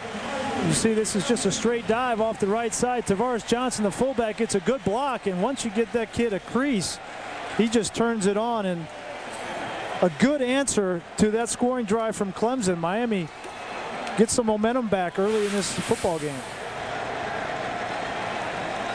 big going into halftime for this Hurricane team. All right, put me into the mind of Kyle Parker here now. You've been in a situation where you're not going to have the maybe 50 seconds when you get the ball. You don't have any timeouts. Well, here's the thing is you got to kick this ball off to C.J. Spiller or Jacoby Ford, so you don't know where you're going to get the ball after the kickoff. You may get it at the 40-yard line again, because I can guarantee you Randy Shannon is not going to kick this ball deep to C.J. Spiller. So if you get the ball on the 40-yard line, 57 seconds left, you don't have any timeouts.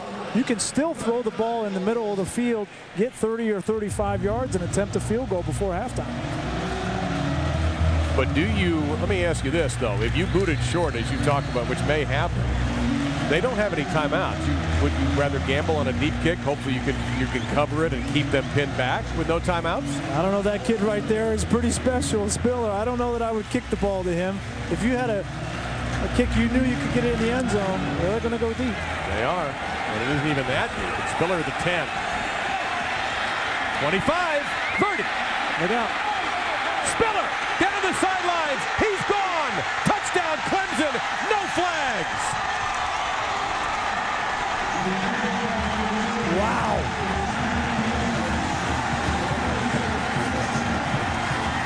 Well, Brian, you win. I'm telling you, this kid is special. I would not kick the ball to him if I didn't have to. He is just too dangerous. Unbelievable return right there. Got some good blocking on the edge, and he's not going to get caught from behind. His third kickoff return for a touchdown. He came in averaging 37 yards per return. Jackson on for the PAT. That was electric.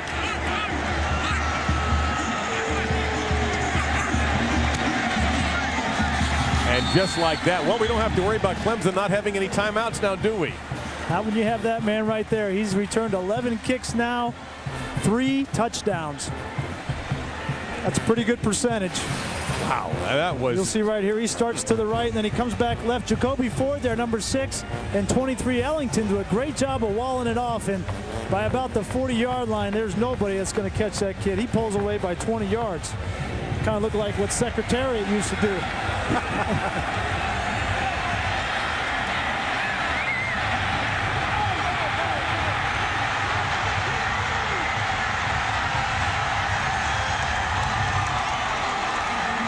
Randy Shannon talked to us in the meeting yesterday, and he said, you know, they just run it up the middle, and he goes where he wants to go.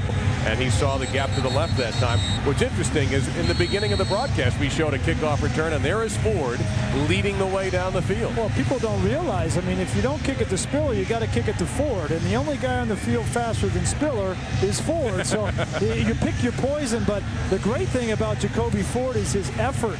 He's out in front of C.J. Spiller and has this. He's the only guy on the field that has the speed to stay up with him to block somebody. So he understands that this kid, when he gets the ball in his hand, it could be a long touchdown at any moment.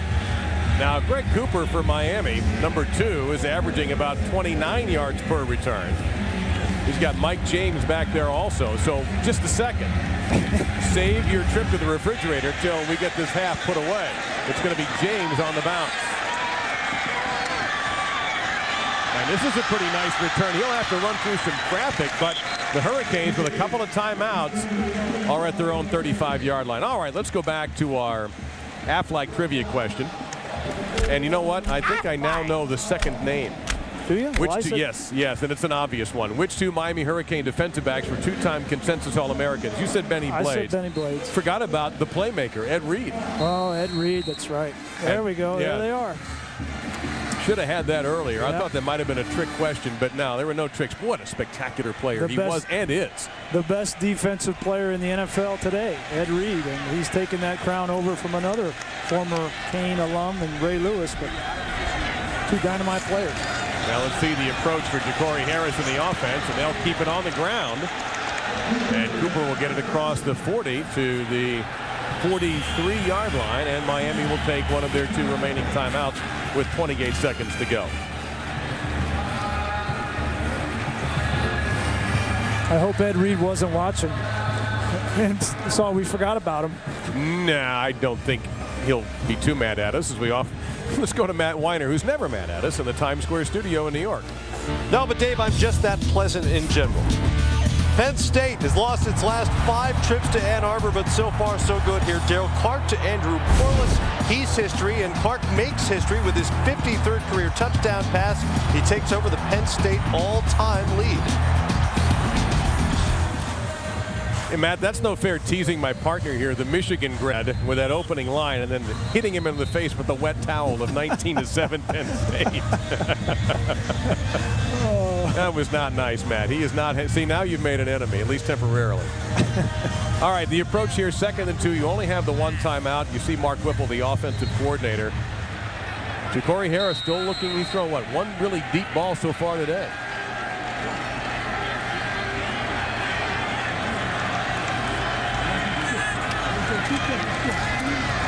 And it's Cooper with a chance to get to the outside. Instead, he busted it back to the inside, running through some poor tackling. That will stop the clock on the 1st down, and Miami is in field goal range. Cumble finally put a halt to it.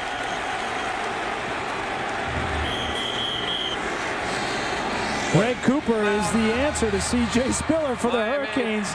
He gets through the line of scrimmage and does a nice job of getting extra yardage. Timeout will be 30 seconds. And you may have seen a little dispute there between Randy Shannon and the coordinator about maybe that timeout. There he is, a huge hole for Cooper to get through, and then little shakes in the secondary. Breaks a couple tackles, and he's done a great job this year. He's averaging 132 yards all-purpose. C.J. Spiller's averaging 190, so Cooper is right on the heels of C.J. Spiller. He's got 62 yards and 10 carries. Now, you just saw a little discussion between Randy Shannon and Mark Whipple. Obviously not real happy with using that last time out. What about just going up and spiking the ball here? Do you think they may have mismanaged that? No, I like the timeout right there because it's going to take you, after a long run, your offensive line has to run 20 yards down the field, get on the ball, get set up.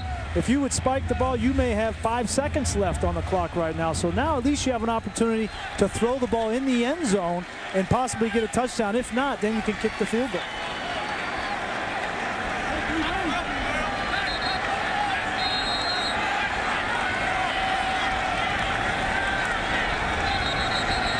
We hear more whistles and a flag. We might have a substitution penalty here. Miami had 12 men in formation. That's 5 yards. It's 1st down. Well, that's a little embarrassing after a timeout to have that happen.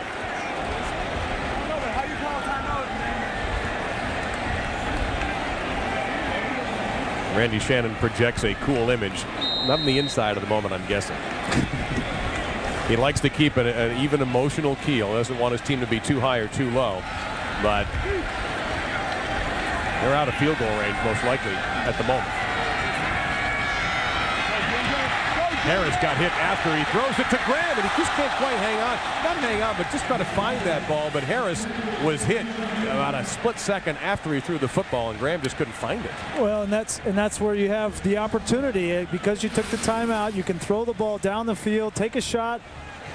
Almost a late hit there, but to take a shot down the field to your 6'8" tight end. They usually play basketball. See if he can go up and make a play. If not, he'll knock it down. But little miscommunication on where that ball was going to be thrown. Now you got 14 seconds and no timeouts. You need to get 7 or 8 yards out of bounds. Throw the ball on the edge, you get out of bounds, and allow yourself to kick a field goal.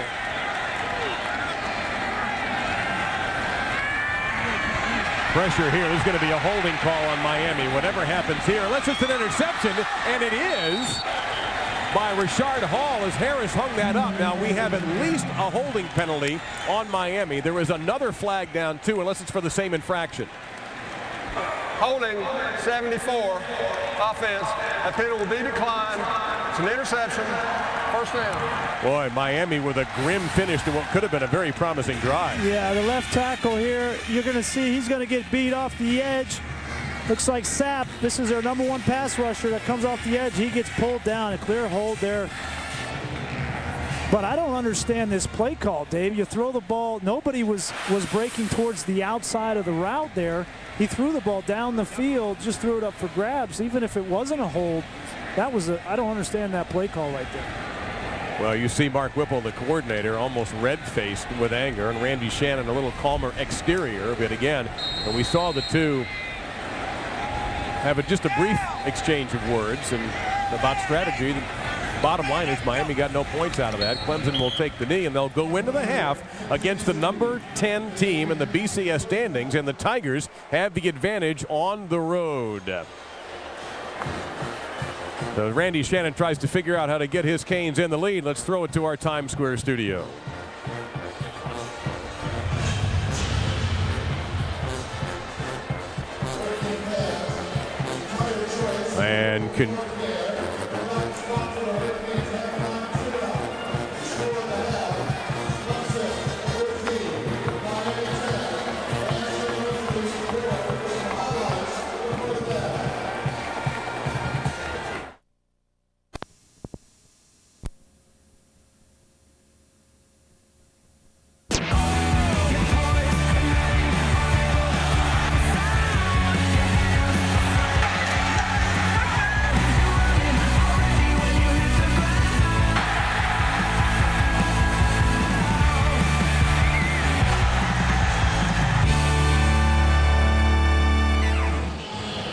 And that was all in the last few minutes of the second quarter. Some of what you saw right there as Clemson leads the number 10 team in the BCS, the Miami Hurricanes, by 4 as we get ready to start the third quarter. With Brian Greasy, I'm Dave Lamont, and there was a little bit of a dispute on the Miami sideline about the way the last minute or so of that game was managed in the second quarter between the coordinator for the Hurricanes, Mark Whipple, and Randy Shannon, Miami's head coach. As we go to our city inside view, what happened there? Well, yeah, it was an interesting situation. Miami has the ball, and Greg Cooper breaks a big run at the end of the half. You'll see here, he gets through the line of scrimmage, gets down to about the 32-yard line, and Mark Whipple from the sideline calls a timeout. Now, in college, the clock stops when you get a first down. I think Mark Whipple was still thinking he's on the sidelines for the Philadelphia Eagles and wanted to call a timeout right there, but it ends up calling a timeout. Now they don't have a timeout to force the ball down the field, have an interception, and get no points out of that series. So critical mistake there by the Miami coaches, and it's understandable. You know, you come from the NFL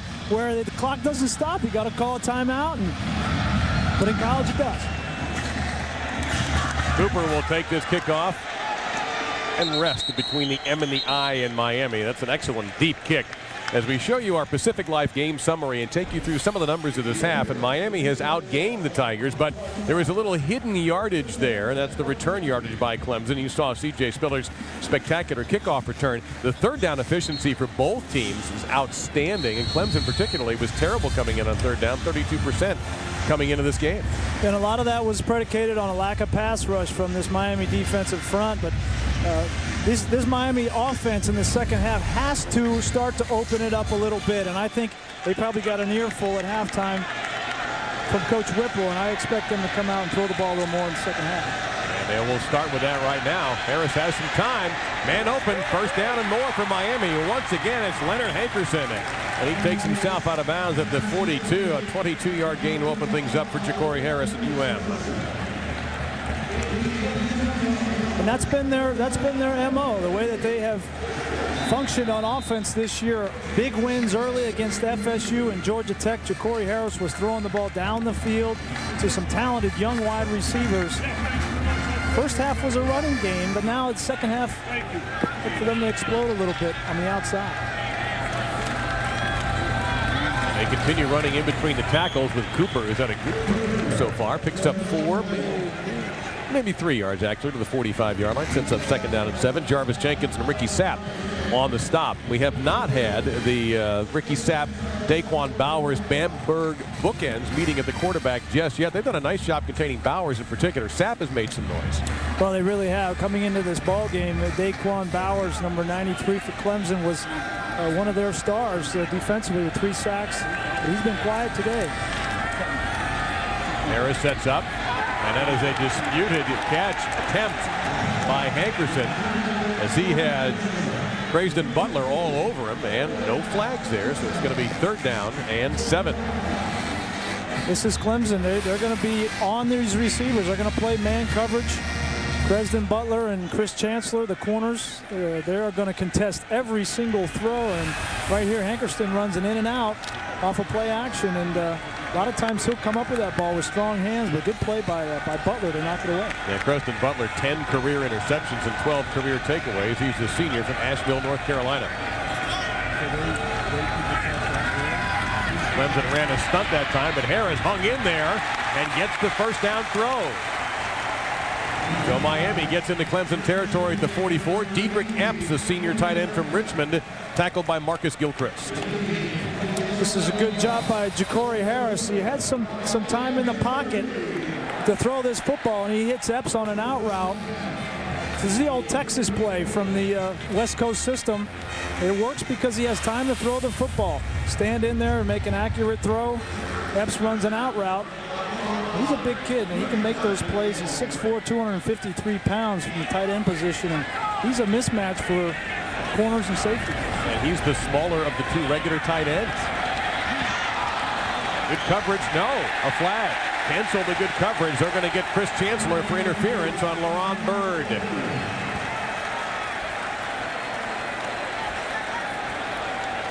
Chancellor vehemently disagrees. Defense number 6, 15 yards, previous spot, first down. Looks like he gets the right hand on the back of Bird right there. Anytime a defensive back gets the offhand on a receiver's back, that's going to be called pass interference every time.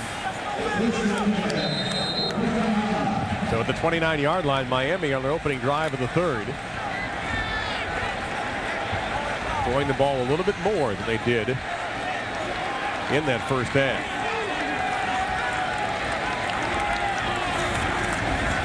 And on the ground, Berry has a touchdown run already for Miami.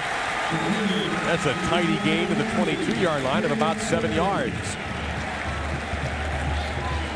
I mentioned Miami rotating 3 tailbacks, not seeing as much of Javaris James as we thought we might, but Berry has run well, and so has Greg Cooper. I think they want to go with the hot hand at halfback, and Berry with the touchdown run earlier in the game, and he's had the hot hand early in this ballgame. Cooper was 65 yards, and Berry was 51, make it 52. And that's about all there as he picks up another one. So it's going to be third down and short. Interesting down here.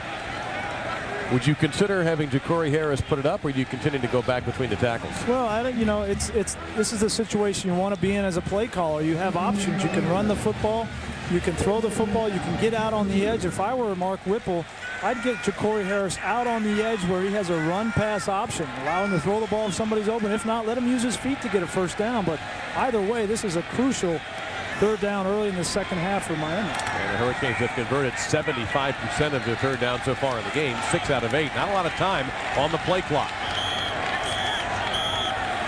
And in fact, Miami saw that, and they will call a timeout. They're burning one of their timeouts with barely 3 minutes gone in the third quarter. The Hurricanes had sideline confusion at the end of the second and maybe at the beginning of the third.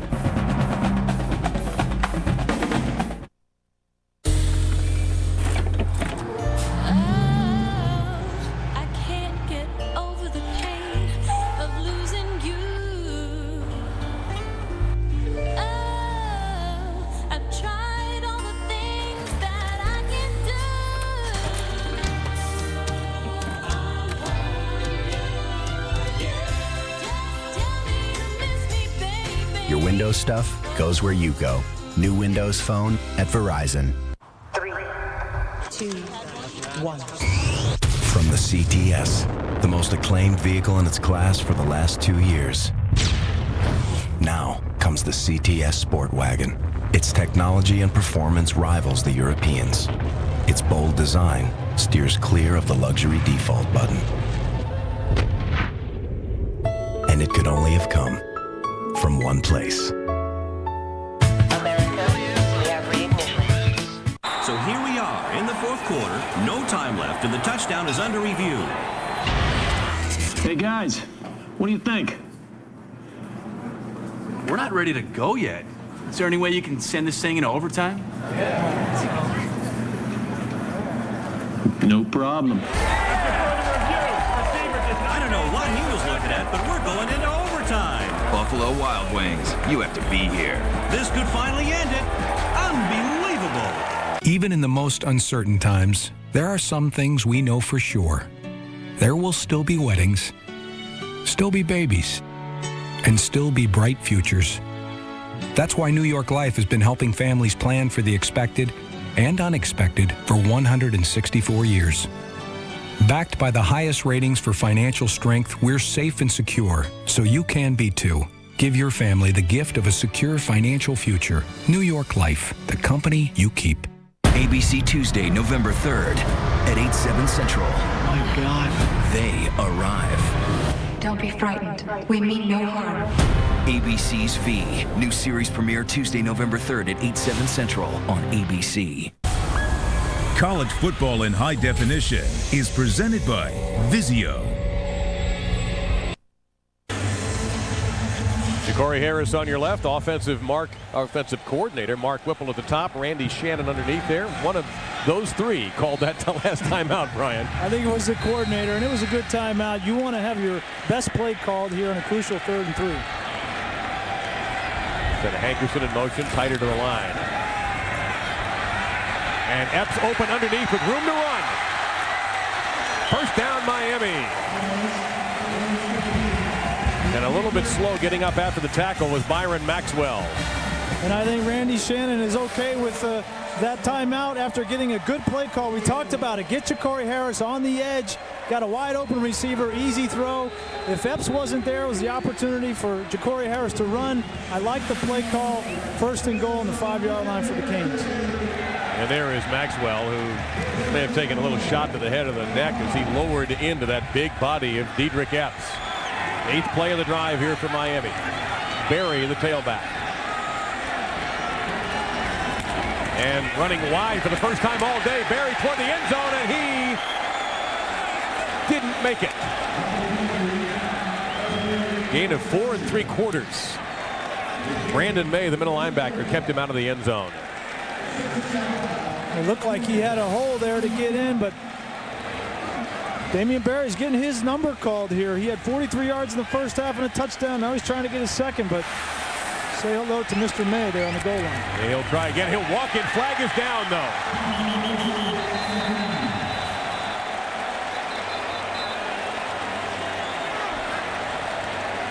Could it be another procedure? Illegal formation. The offense had 5 men in the backfield. 5 yards in the previous spot. Still 2nd down.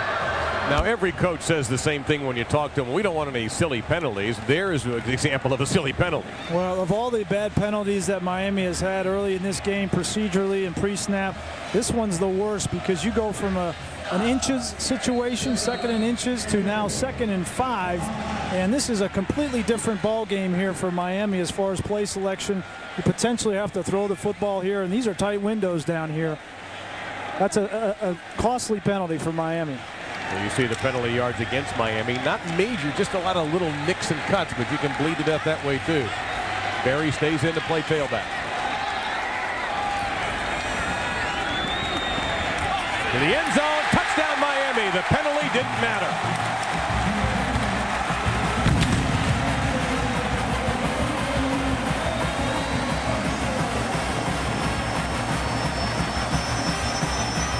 Leonard Hankerson with his 3rd touchdown on the season.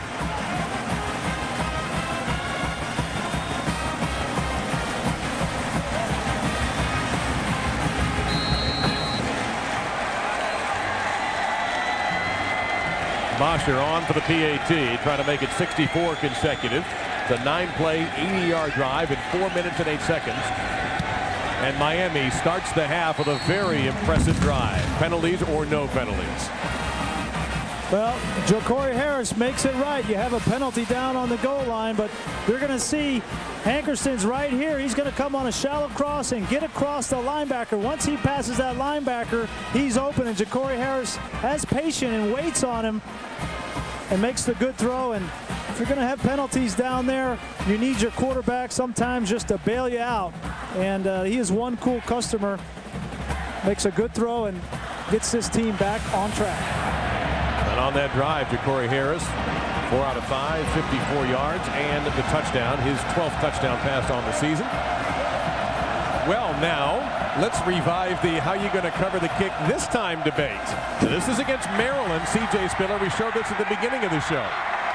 Yeah, this, I guarantee you don't want to see this again if you're Randy Shannon. He's seen it one time today, and he'll probably have nightmares tonight, but I do not anticipate Randy Shannon making the same mistake twice here. I know he has confidence in his coverage team, but you cannot kick the ball to this kid because he has too much speed. He's too explosive, and it's not worth it. The risk versus reward is not worth it. I'd rather give Clemson the ball at the 40-yard line than to see that happen again in this football game, but we'll see what decision they make. Yeah, that gave Clemson the 14-10 lead they took into halftime. Spiller's third kickoff return for a touchdown. Now they've added Andre Ellington back there in sort of a secondary level of receiving kick, along with Jacoby Ford, who's not bad either. That's what you get for kicking it short. Jacoby Ford gets to run it back. That's a lot of fun. 60-meter indoor sprint champion. And Bosher stayed in to do the kickoffs. And this will be Ford. And he will be smacked down at the 33-yard line, so the Hurricanes won't have to deal with watching C.J. Spiller's number. And Van Dyke on the stop for Miami. Let's go to our Pacific Life game summary here, Brian, and the look at special teams so far today. It really made a big difference. Obviously, C.J. Spiller and the return yardage right there. That's the touchdown that he had in the first half. It changed the momentum of this game, and that last kickoff was probably what Randy Shannon and the Miami team should have done at the end of the first half, and this is as best you can hope for, giving Clemson the football on the 32-yard line. Now is the redshirt freshman Kyle Parker facing probably the most noise he's heard all day.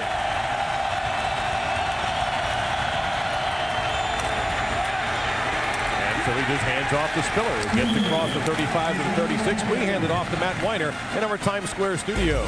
Thank you, Dave. Sports Center right now is presented by Sprint. Penn State has kept the mo out of the locker room at Michigan. Darrell Clark to Graham Zunk here. It's Clark's third touchdown pass of the day. Two-pointer failed. 25-10 Penn State. My apologies to Brian. I am only the messenger. It was better than last year. I got those messages a lot last year. You want balance here, Brian. This is the 31st play for Clemson. 15 runs and 15 passes so far. And the 16th pass, and it gets to Spiller short of the first down. It's going to set up third down and about 2 for the Tigers. Spence on the stop, so he is back in the game. Sean Spence missed some time in the first half with a leg problem, but he is back into the game for UM, and they need his ability at linebacker. Spiller will stay into the tailback position. Have not seen Ford get really involved yet in the offense. Number 6 for the Tigers. Has just one catch. They'll go to Spiller. Gets the one block. Can't get enough. That play is destroyed by Daryl Sharpton, and Miami will force the Tigers to punt. Great job by this Miami defense. You're going to see Sharpton right here. They're going to try to run the toss sweep, but this team speed of Miami on defense cracked down. Sharpton gets off the block and keeps running. And we mentioned in the open, it's important that he mirrors C.J. Spiller today. And it was a good job there by the entire Miami defense of getting 11 guys to the football, stringing that play out horizontally and allowing Sharpton to run to the ball. Travis Benjamin, single safety position. Sam Shields, the defensive back, helped turn that play toward Sharpton as well. Second punt for the Tigers, and Dawson Zimmerman. High snap, look out. Great play by Zimmerman. And Benjamin in big trouble. He'll lose 3 yards on the return. They're going to mark him down at around the 17-yard line. How about Dawson Zimmerman, the sophomore from Lawrenceville, Georgia, on an improvised version of Dancing with the Stars. You're watching college football, presented by Kay Jewelers.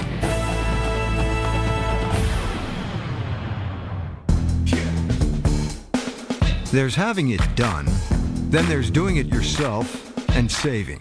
It's about sawdust in your boots, paint in your hair, and no holes in your wallet.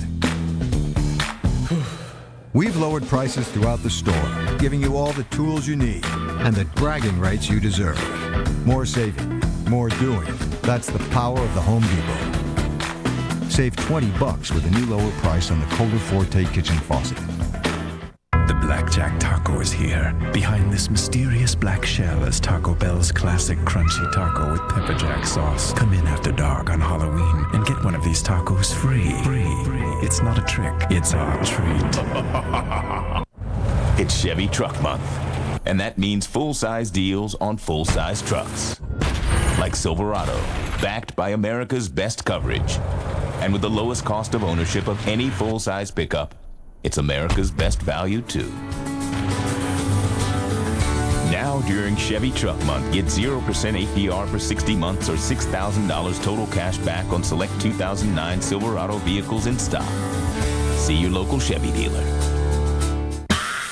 This fall, don't just get more out of your tires, get more back from your tires. Because with Cooper's National Take the Money and Ride Fall Event, you'll not only get unbeatable performance, you'll get a prepaid rebate card by mail worth up to $75 when you buy 4 qualifying Cooper tires. Cooper's Take the Money and Ride Fall Event. Get your rebate form and all the terms and conditions at a participating Cooper Tire dealer or at coopertire.com. Cooper Tires, don't give up a thing.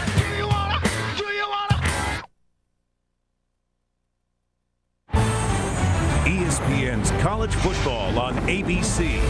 Brought to you by Chevy and our award-winning cars, trucks, and crossovers. City never sleeps. And Dr. Pepper. Drink it slow. Doctor's orders.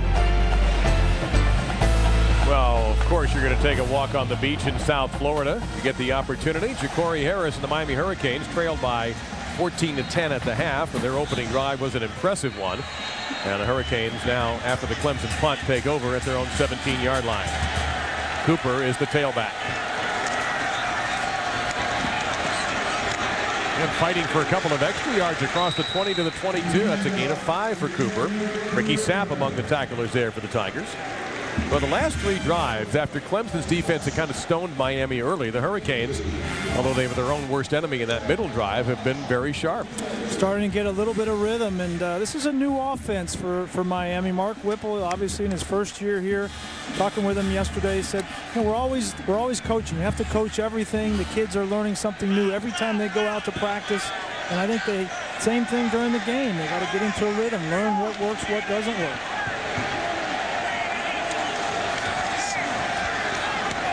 Knocked away on the slant. And Brandon May, the middle linebacker, got a hand in there to knock that down. Well, let's point out that this is a young Miami football team. 53 freshmen and sophomores as opposed to 38 juniors and seniors.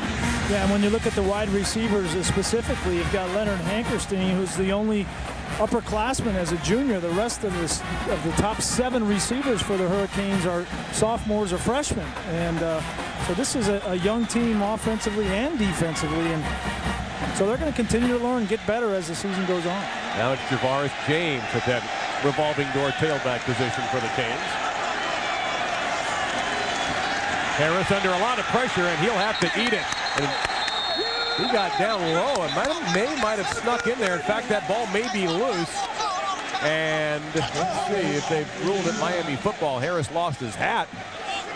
But, man, Brandon May, the middle linebacker, responsible for that play. Yeah, he walks up in the line of scrimmage. There he is right there. And as an offensive line, you're blocking the defensive line. The back sometimes is responsible for the linebackers. And he had no chance to get to May, just too fast to the quarterback. Well, James did try to hit him, and it didn't make any difference. Now, Brandon May, 2 huge plays on the drive for the Tigers. Now Miami giving up some field position. Look out, that was nearly blocked. That's a really high kick. Shorts, a lot of traffic. Did it hit a Clemson player? The Hurricane sideline says it did. I think it hit Jacoby Ford in the leg. And the ruling on the field is Clemson football. There's a lot of traffic there, Brian. I don't know how this avoided a Clemson player. There's Jacoby Ford right here. Watch as the ball comes down. No, it hit 50 Sharpton. I think that's the right call by the official. It looked like it may have hit Jacoby Ford. They got lucky. Clemson dodged a bullet right there. That's a 55-yard punt with all that roll there. And I think we had the correct angle. Now the replay official wants to look at it again.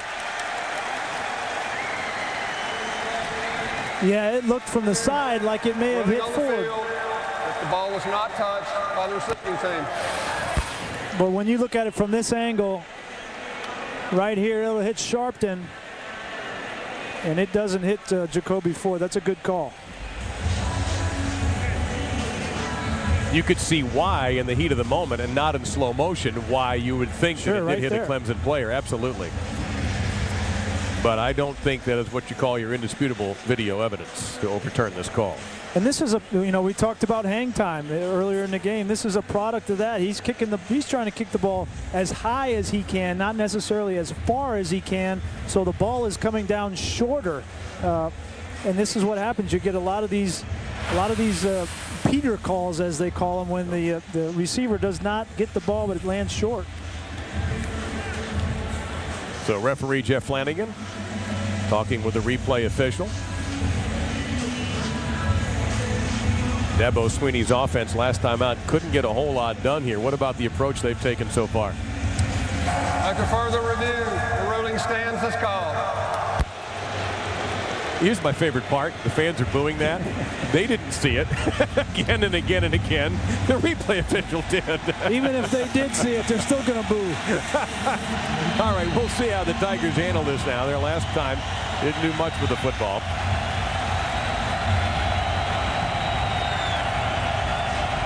You got Harper 17 and Spiller 28. And Spiller will head to the slot.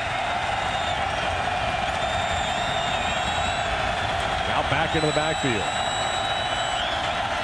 And to Ford.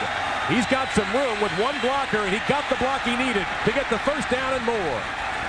Well, we talked about will they get Jacoby Ford the opportunity, and Michael Palmer gave him a huge block on the end. I like this play call. Obviously, there's a lot of focus on C.J. Spiller, but Jacoby Ford on a reverse is as dangerous as Spiller is, and a good block here by Palmer right there on Telemark, the safety, and good play on first down, 13 yards. Hey, they know how to hand to each other. That's from the 4x100 Clemson relay team. And that was a 14-yard pickup, and Parker looking over to the sidelines. He's got some time to get a late play change.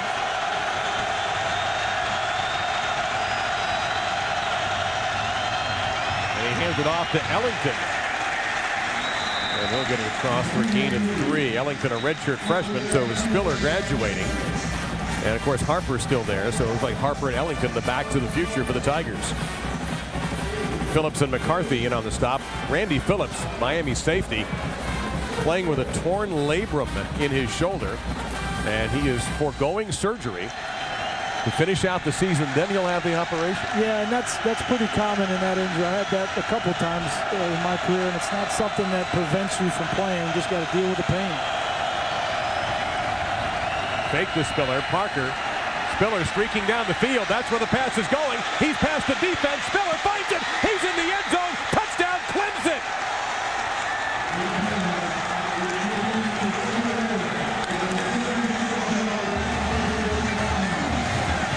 "56 yards, and Spiller again finds the end zone on a big play." You would think that they would know where that guy is at all times defensively, but he gets behind the defense again, and a great throw by Kyle Parker right on the number, giving him plenty of air to go and get that football and score the touchdown. You know what, I got to applaud Clemson here, Brian, because who are the two players that if you're coaching Clemson, you want to touch the ball?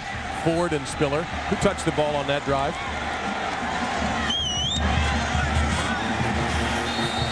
PAT is good for the 106th straight time in Clemson history, and it's C.J. Spiller from the backfield of the offense to the backfield of the defense to the end zone for the second time today.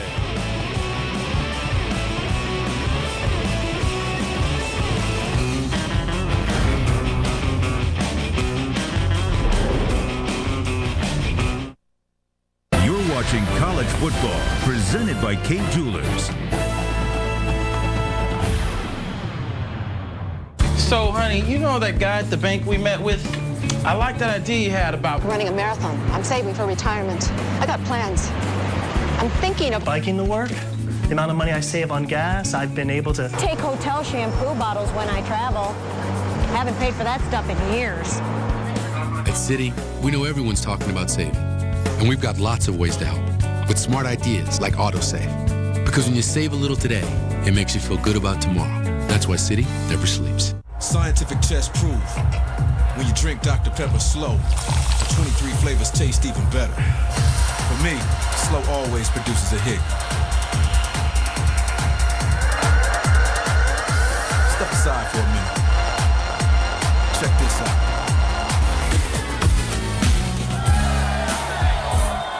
Slower is better. Trust me. I'm a doctor.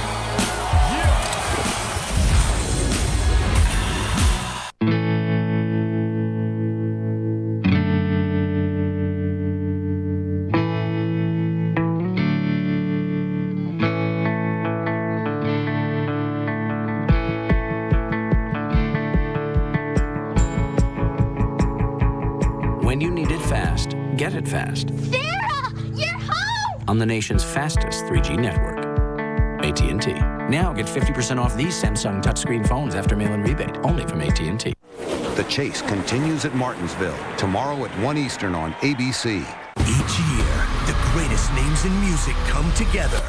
This year, Taylor Swift, Brad Paisley, Keith Urban, George Strait, and Kenny Chesney battle for Entertainer of the Year.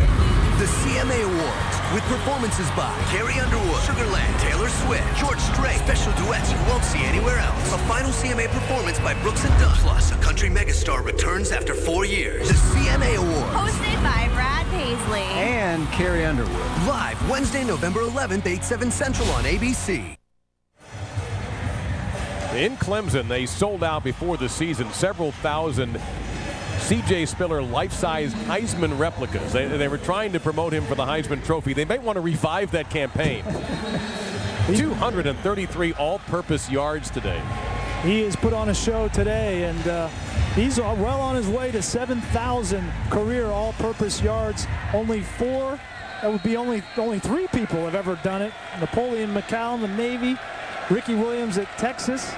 And who's the third? You know? D'Angelo Williams at Memphis. Yeah, what do I win for that? What was it, Aflac? Aflac bonus, yes, right.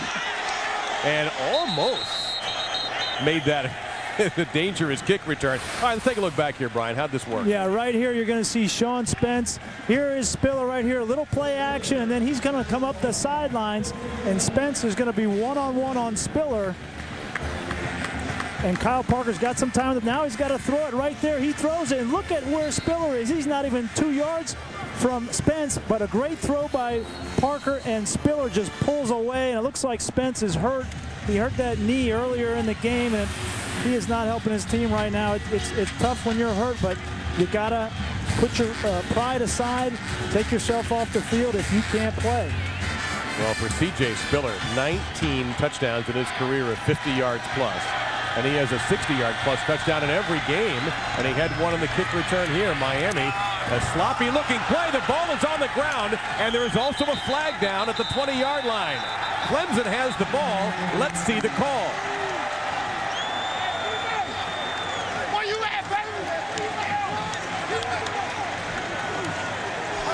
Holding offense number 61. That penalty is declined. First down. So the fumble recovered by Marcus Gilchrist in Miami territory. And it just looks sloppy offensively here. Corey Harris almost fumbles a snap, and then the ball obviously clearly comes out. Huge turnover. Right after that huge momentum swing with Spiller getting the touchdown for Miami offensively to come out and put the ball on the ground. They're really putting their defense in a tough situation right now. 3 turnovers by Miami. One of them somewhat harmless near the end of the half. This one could be very harmful. They clear Spiller out. All kind of time for Parker. He'll throw back to Spiller, who makes a heck of a catch. And Brandon Harris shoved him out of bounds. He's going to get only about 4. I tell you, Kyle Parker pump fakes here. He had Jacoby Ford out here. He had him beat. He had a touchdown down the field, but he was looking to the other side, and Jacoby Ford knew it. He's like, Spiller's getting all the touchdowns. I want a little bit too, but his young quarterback couldn't find him. How much you want to bet that Ford went back to the huddle and said, ahem, remember me?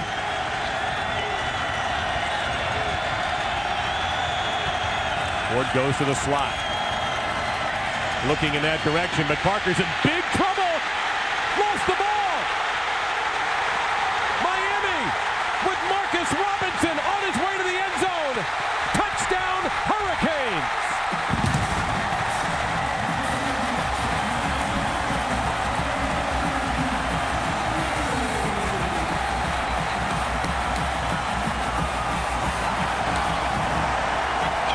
It was Alan Bailey who forced the pressure. There's a flag down at midfield.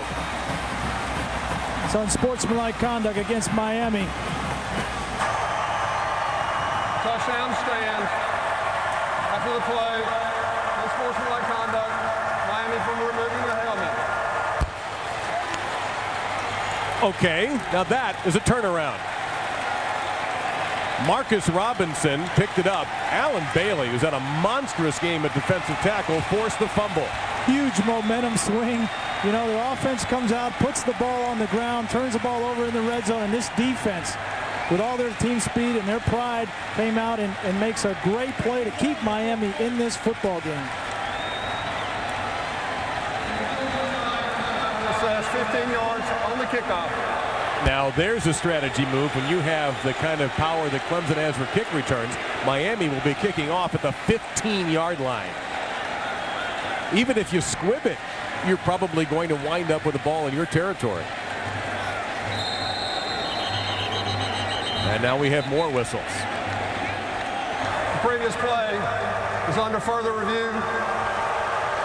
The ruling on the field is the quarterback fumbled the ball. All right. You're going to see right here Kyle Parker trying to get out of the pocket. Now he's got nothing downfield. Right here he's got a decision to make. Do I throw it away or try to make something happen? He makes a young player mistake right there. Tries to do something out of nothing. And it turns into a huge momentum swing. You think they're looking for whether his arm was moving forward? No, it wasn't moving forward. No. He caught it, and that ball goes backward. That's a fumble.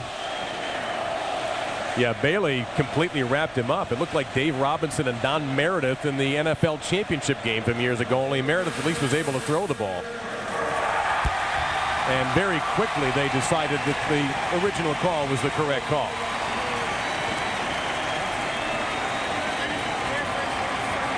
So the sophomore from Homestead, that's a town just a little south of Miami. Marcus Robinson with that return. But how about Alan Bailey, who at times today has been unblockable? He's been a force on the inside for Miami. They need that. Had injuries there. Extra point is good. All right, Clemson, it's your turn. Watch Bailey here, 57 complete. He has no chance to throw the ball.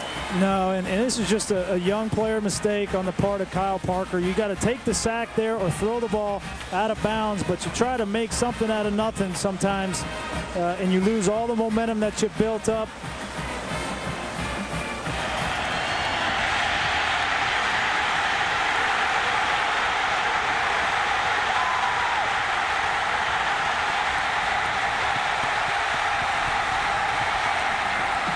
Amazingly, we had a scoreless first quarter. And we have had excitement in special teams, defense, and offense since then. The number 10 team in the BCS trying to keep some national championship hopes alive that many thought Miami had no chance at. There were people, Brian, and you know this, who were talking about, well, Miami's going to start 0-4 and Randy Shannon will lose his job. That's what's going to happen. And, of course, they went through that murderous stretch of ranked teams with 3 wins and 4 tries. Yeah, they really did. Played well early in the year against FSU and Georgia Tech. Big wins for them.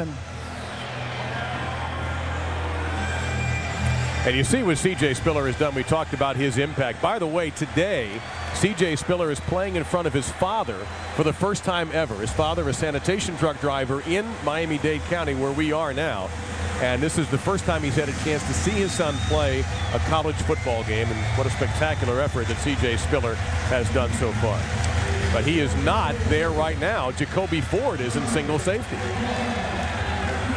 Maybe Spiller's been running too much today. He needs a little break. You know, that's entirely possible. But look again, because of the unsportsmanlike penalty after the fumble return, where Miami has to kick off from. Ford may be too deep, really, where he's at. He's game suddenly turned into a track meet. Let's see if the 60-meter champion can do something here. Yeah, this is a very good kick. There's your hang time, Brian. Ford being very patient. And Miami does an excellent job of covering the kick. That penalty really didn't hurt them all that much. Well, this Thursday at 8 o'clock Eastern, 7 Central, the Thursday night event is ABC's Flash Forward. The entire world saw the future. Now their visions are starting to come true. ABC's Flash Forward, all new Thursday at 8, 7 Central on ABC. Okay, now if you're Kyle Parker, you come back out. You just made a mistake, a crucial mistake on the last drive. Now you come back. How do you answer? How do you answer as a young quarterback on the road? This crowd in the game now.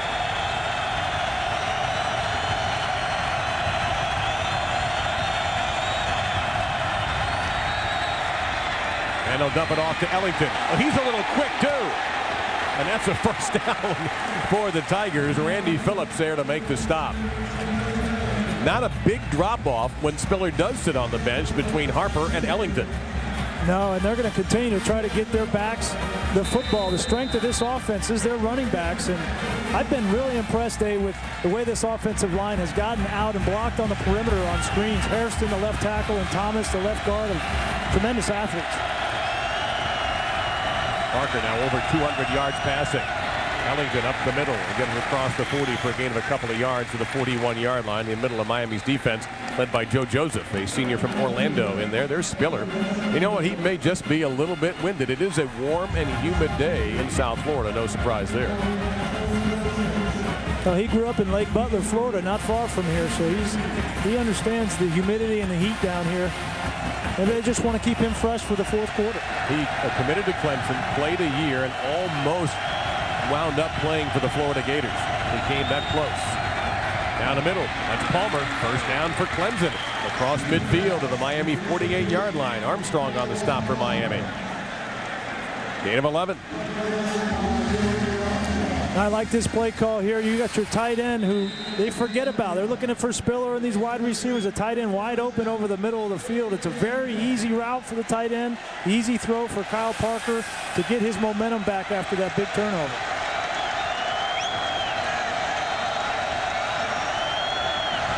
They're going to blitz.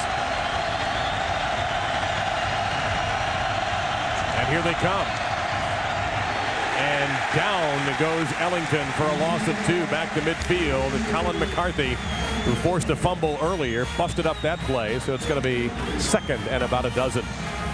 Looked like good recognition on the part of Kyle Parker of that all-out blitz. Miami's going to come with all 3 linebackers and just didn't call the right play. He saw it, he audibled, just didn't audible to the right play. What is the right play in that situation normally? Is there a rule? Well, you love to get a wide receiver screen, take advantage of it and rushing up the field, or block them all up and throw the ball down the field. Instead, it's a dump off. Ellington breaks one tackle, breaks another, gets hit hard, and held up short of the first down. But instead of second and long or third and long, it's going to be third down and about a yard, maybe 2. And that's McCarthy not getting up right away for the Hurricanes. Well, you're going to see Ellington come out of the backfield. He's checking his protection. He's a little check down, and right there, Daryl Sharpton, normally a sure tackler, misses a tackle. And I tell you what, there isn't much drop-off, as you said, Dave, when Spiller comes out of the game, and I'd get him a break too if I knew Ellington come in and break 2 tackles. Oh, yeah, McCarthy helmet-to-helmet contact that time, and he the worst for it, unfortunately. Junior from Clearwater, Florida. He is up. Happy to see that. Where's that number? It was made famous by Dan Morgan in his days as a Hurricanes linebacker. 9 straight completions for Kyle Parker. Third down and a full 2.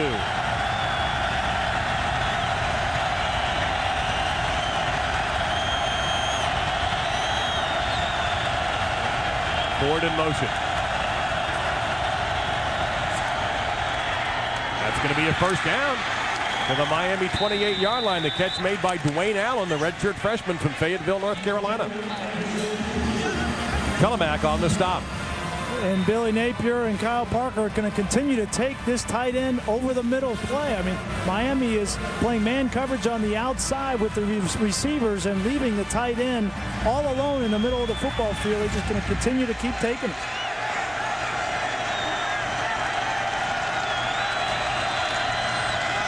And they go back to Spiller.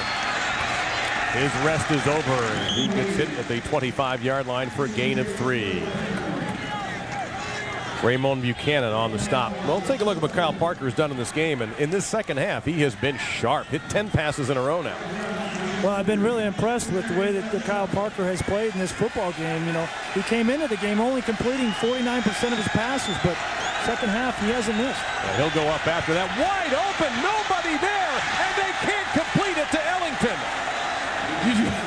And you saw the Miami defender put his arms out like, how did that happen? Randy Phillips in shock that Ellington was that open.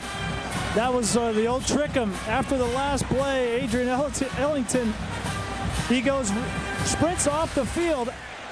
Now he comes on the field at the top of the screen up here. You can barely see him. It's the old trick 'em play. Act like you're going off the field.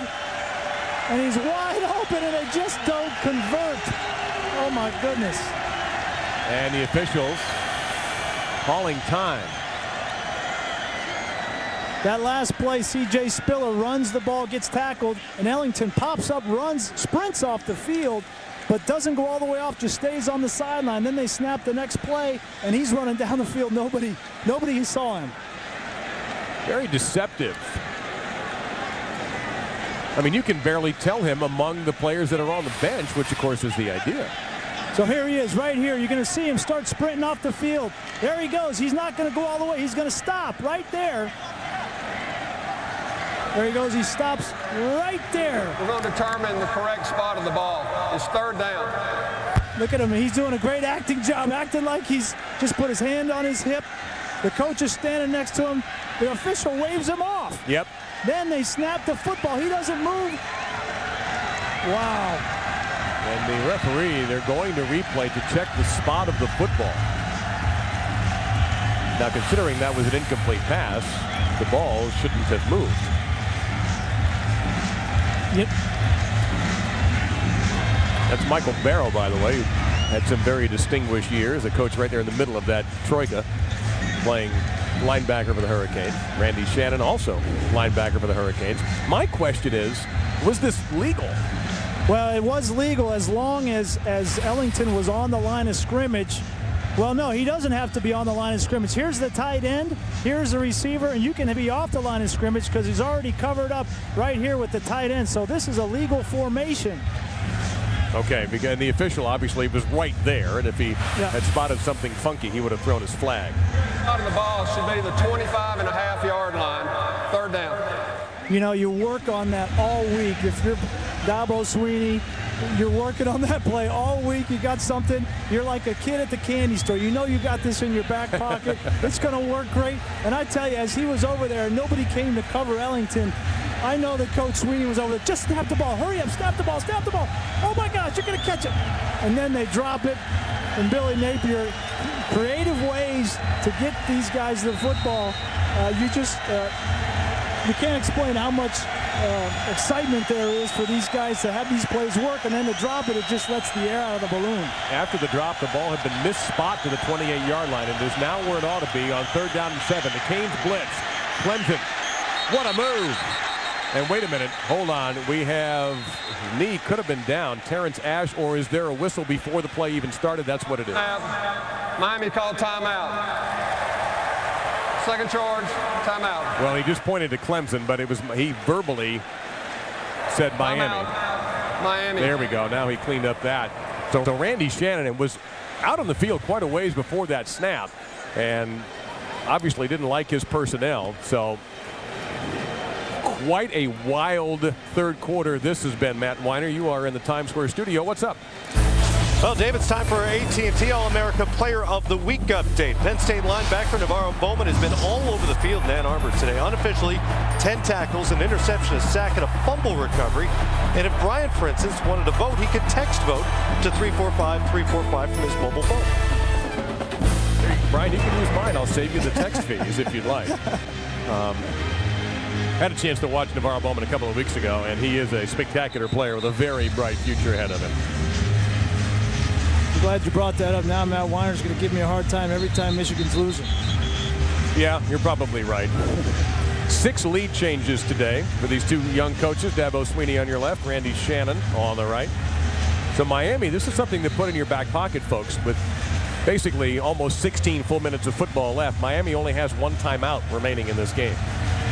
Remember early in this football game, Clemson had some 3rd and 7+, and Miami got no rush on the passer. We'll see if they try to bring a blitz here and get some pressure on Kyle Parker. 9th play of the drive. Ford goes in motion. Pressure coming again. Parker stays cool, and it is knocked away. Coverage that time by Brandon Harris on the middle of the field.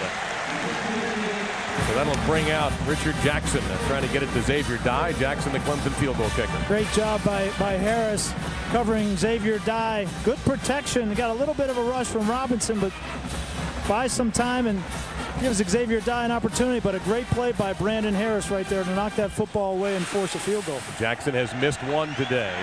This would be from 43. He is 15 of 21 on the year. Missed the tie.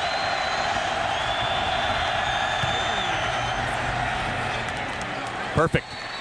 Well, that seems appropriate when we have 6 lead changes to get knotted up at 24 with 44 seconds remaining in our 3rd quarter.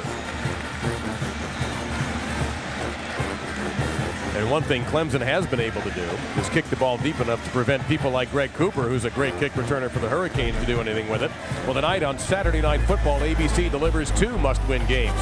Most of the nation will see number 3 Texas in a critical conference showdown when they hit the road to face the Missouri Tigers. Can Colt McCoy and the Longhorns keep rolling towards a spot in the BCS title game? And by the way, the rest of the nation's got a nice game. Oregon State taking on the number 7 ranked USC Trojans.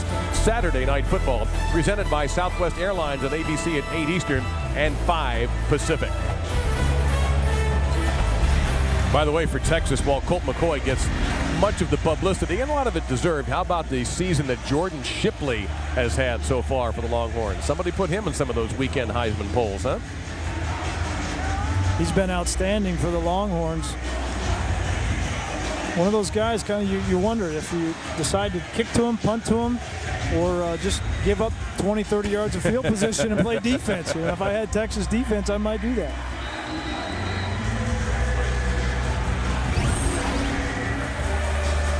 So doing the outstanding work on kickoffs has been Spencer Benton. He has blasted some kicks, Steve. He hit one into the photographer well behind the goalposts. This one he didn't hammer all the way, though. And yeah, he did. Boy, he got a big carry on that. That didn't look like he was going to make it all the way to the goal line, but it did. Well, of course, you know, this is Landshark Stadium, home of the Miami Dolphins, home of the Florida Marlins. This used to be the home of the Miami Hurricanes and the Miami Dolphins. That Orange Bowl is gone. There's not a stitch left of it. And instead, what's going up right now is the new home for the Florida Marlins in the exact same spot. And, of course, you went to games there as a kid. The Orange Bowl had to mean a lot to you. I remember in the end zone, they had the Dolphin, Flipper. Whenever Miami Dolphins would score a touchdown, Flipper would come out, they'd throw the football in the pool, and he'd play with the football. And a lot of great memories of the Orange Bowl, all the national championships from the Miami Hurricanes through the years, and some really unbelievable Miami Dolphin football. And some players here in that Ring of Honor. Quite a place to watch a game. Miami goes to trick, and it is wiped out. A loss all the way back to the 5. They gave it to Travis Benjamin, and the play was destroyed. Andre Branch came up to make that stop. Andre Branch was not fooled on this reverse. His responsibility is contained, and he comes up the field. He sees it coming. Now you read it and recognize it. Now the tough part is trying to make a tackle on a 185-pound wide receiver. If you're a defensive end, that's not easy to do all the time, but he did a great job there. That's a 14-yard loss. And we have whistles, and everything has been stopped again. I think that's a clock management issue. Yeah, they correctly reset the play clock. Now we're ready to go. And Miami might just as well end the quarter right here. Well, it seems very appropriate. 6 lead changes, 3 quarters. And we haven't decided a single thing yet. We're knotted up in a game between Miami trying to hold their position in the top 10 in the BCS and in the ratings, and a Clemson team trying to fight their way to the top in the ACC in the Atlantic Division. Very suspenseful fourth quarter coming up. Corey Harris, his celebrated cool, has helped Miami get into the end zone. The speed of C.J. Spiller has been too much for Clemson. Fans are ready for the fourth.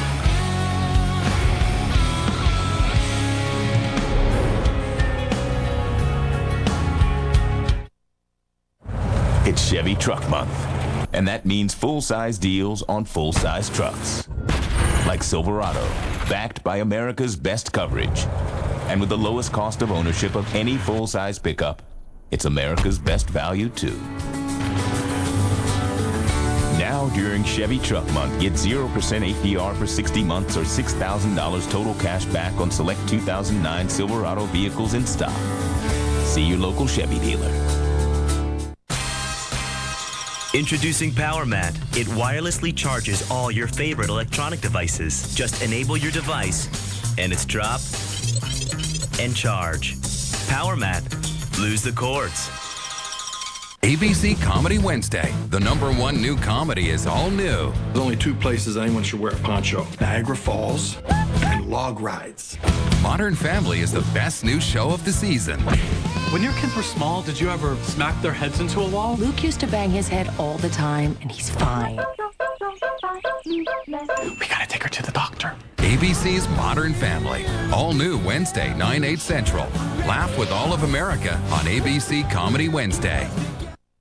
10,000 Sonatas, 10,000 Elantras, and 10,000 Santa Fe's. Plus, 10 gigantic tents to hold them all. Announcing the Hyundai Tent Event. Hyundais have a better warranty, fuel economy, and are thousands less than the competition. Get up to 120% of book value for your trade, 0% financing, and $3,000 year-in bonus cash. 10 locations, $10 million to lend. Lenders are on site for immediate approval. Why pay more? Rush to your Hyundai dealers of Central Florida. You know those guys you see all over the TV and billboards who say they're for you, or former this or that? Come on now. Call them and you may be assigned a caseworker, not an attorney. Listen, I'm not an attorney, but I do know if you ever injured in an accident, you'll need an experienced attorney who's going to personally represent you. At Jacobs & Goodman, you always get an attorney. It's been that way for 30 years, and you don't pay any fees or costs unless they win your case. Simple. Call 1-800-JACOBS now and get an attorney you can trust. Watch Football Friday Night on 9, Friday at 11:35. Well, there you go. A quiet first quarter and anything but in quarters 2 and 3. No reason to think the fourth will be any different than the last two, but Miami begins in a very awkward position here to start the fourth quarter. 2nd and 24 at their own 6.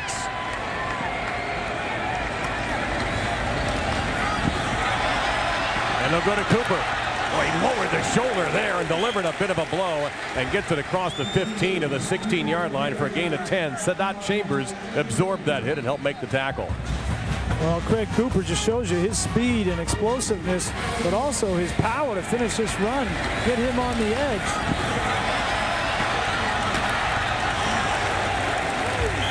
That's a tough way to get in the tackle column in the stat sheet. Cooper, 80 yards and 13 carries. Still 3rd and very long, though.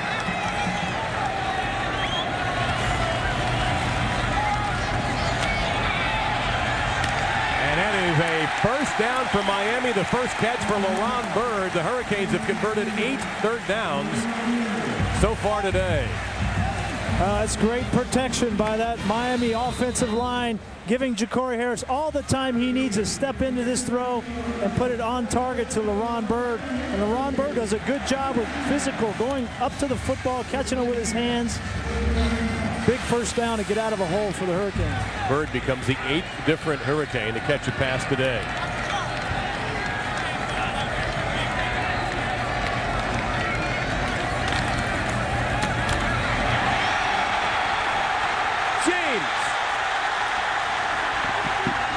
Himself out of bounds at the 25-yard line. Javaris James hasn't carried the ball much, but he has made his biggest play of the evening.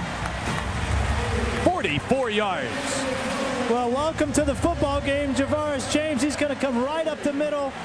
Missed right there. A missed tackle by May, the middle linebacker, and once you split that seam and get to the second level, he's off to the races. But he's the cousin of Edgerrin James. Same number. Just the second carry as far as James today. His average isn't bad. Cooper back in. And Clemson was waiting. DeAndre McDaniel slowed him down. And no gain on the play. He kind of held on and waited for help, and he got plenty of it, including Brandon May, middle linebacker for the Tigers. And give credit to Mark Whipple. He has stuck with this running game. You know, Miami throughout this season has been making a living throwing the football. In this game early in the first half, they really pound the football, and now you're seeing the benefits of doing that early in the game, wearing down this Clemson defensive line and creating some seams for their backs in the second half. Well, Clemson gives up 122 yards on the ground coming into the game, but 158 for Miami unofficially.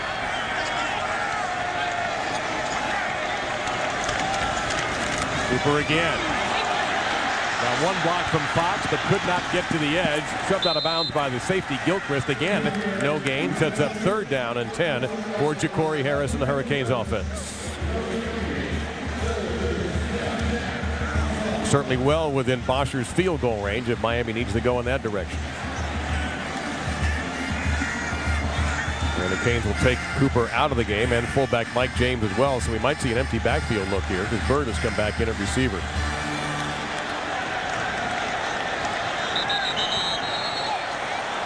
Is Miami calling their final timeout? They are. Well, Mark Whipple has had some confusion on that sidelines today from his coordinator position, and he and his quarterback do not have another timeout the rest of the game. You're watching college football presented by Kay Jewelers.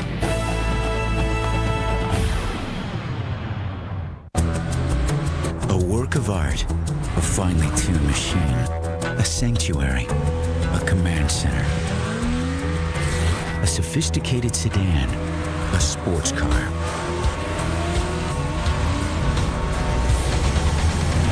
Nissan Maxima, the ultimate dual threat. Now get a 2009 Nissan Maxima for 0% APR financing for 60 months.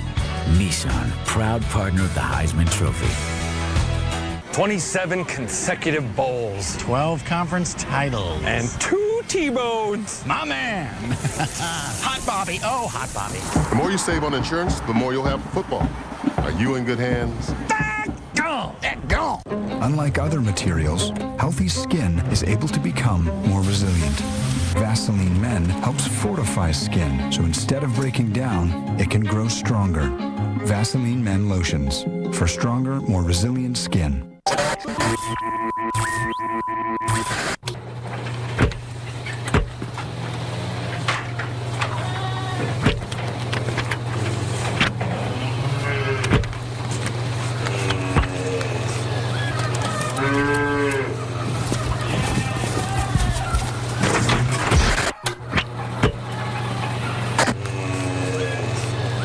Chick-fil-A Chicken Sandwich, the original way to eat more chicken.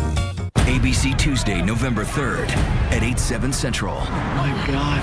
They arrive. Don't be frightened. We mean no harm. They're calling themselves the visitors. The world's in bad shape. Who wouldn't welcome a savior right now? They will give us hope. We are honored by your friendship. We will cherish it. They healed me. I got no pain. We will give them our trust. You were obsessed with the V's. The V's? We call it spreading hope. Do you have any questions before we go to air? Just be sure not to ask anything that would paint us in a negative light. Excuse me?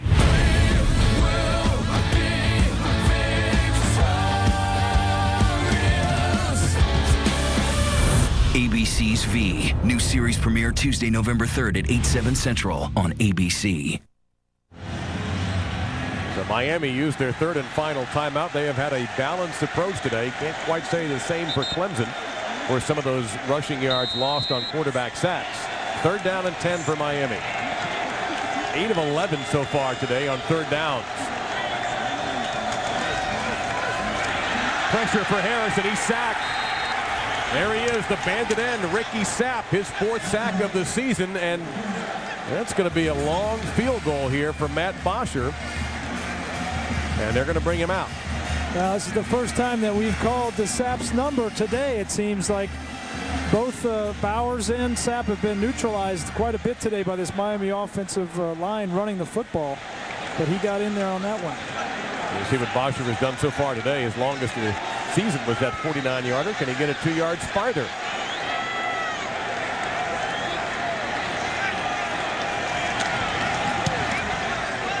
Out the distance. 27-24 Miami. That ball, you could hear it perhaps at home. That just exploded off the foot of Matt Bosher. Our 7th lead change, and Miami is back in front, 27-24.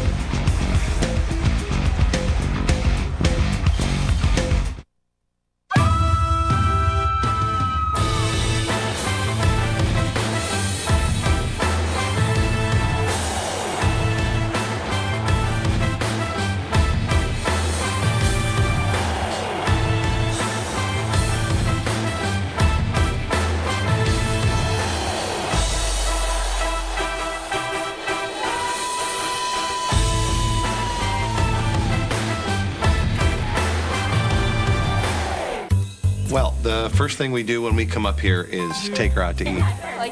She needs a good meal, and we need to catch up. I love when they come visit, and so do my roommates. Try Olive Garden's new Mezzaluna's Half Moon Ravioli stuffed with 4 Italian cheeses. Try the shrimp and white wine cream sauce or the savory sausage and tomato Alfredo, starting at just $9.95 with unlimited salad and breadsticks. I just like to know my little girl's okay. Daddy. Olive Garden, when you're here, you're family.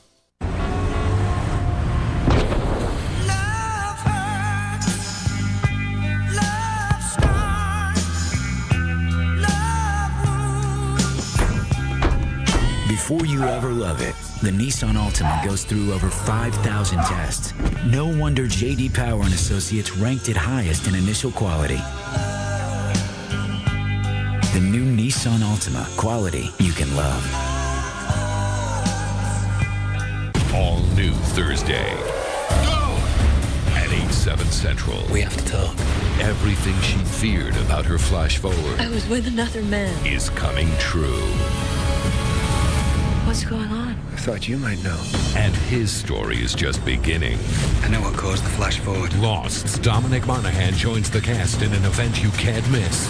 Aren't you glad you asked? All new Flash Forward. The Thursday night event starts at 8/7 Central on ABC. ESPN's College Football on ABC. Brought to you by Chevy and our award-winning cars, trucks, and crossovers. City never sleeps. And Dr. Pepper. Drink it slow. Doctor's orders. In case you're wondering how Brian got to South Florida to call this game today, that's how he did it. Nice job there, Mr. Greasy. It's my mothership. There's your score in time off the Bosher 51-yard field goal. Now, they have brought him in as kind of the kickoff specialist. Normally, Uribe does the kicking for Miami deep, but Bosher's done a good job keeping them short. I think we're going to see another squib. Well, they don't want to kick it to that guy. He's busted one already today for 90 yards. Or do they? From the 2. Now he's got company this time. He's not getting away.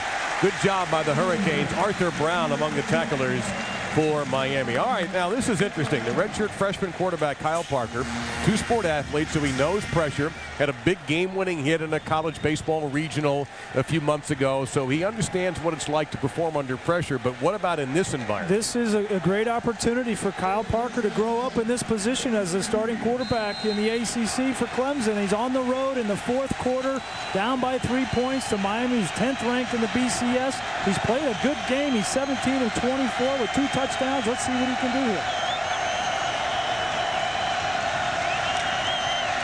And good fake that time. The throw instead to Palmer for a first down and about, oh, look out. The ball's on the ground, so is the helmet. And Palmer got really nailed. Wow. The trainer is very quick, and the crowd was very excited about the fumble call. And they got a little silent when they saw what happened to Palmer. It looked like Randy Phillips with the hit. I think it was Sharpton, number 50, the middle linebacker, and Palmer was in a vulnerable position up in the air, and you're going to see it right here. Here's Palmer. He's going to come out and catch the football. Good job by Parker of negotiating the end, but right here he caught the ball, fighting for some extra yards, and Sharpton's going to come out of nowhere right there. Yep, it was Phillips who flipped him. And I don't think that's a fumble. He hits the ground and the ball comes out. But you just hope that he's all right, because he's laying motionless on the field right now. And it looks like this play is going to be looked at more in depth by the referee. Wow. The initial ruling is that it is a fumble. And there is the happiest sight all day. Yeah. Well, I don't care who you're rooting for. Scary hit. Oh, my goodness. Just to see the helmet popped off like you'd squeeze toothpaste.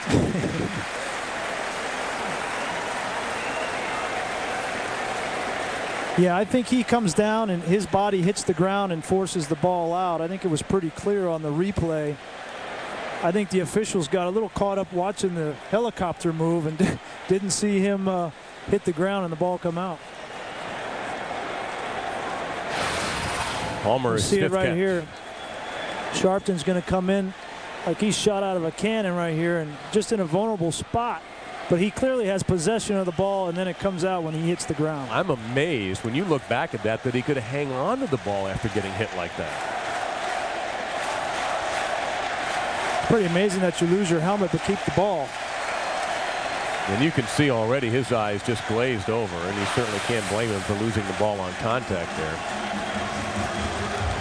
So we think that this will be overturned, and Clemson will get the football after about a 20-yard gain.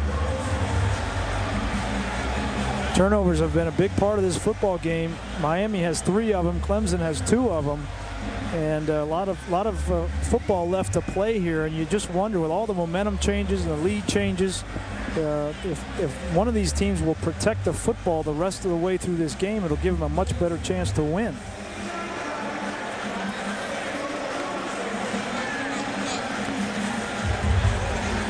If the ruling stands, it'll be the third fumble. After further review, the runner was down before he fumbled.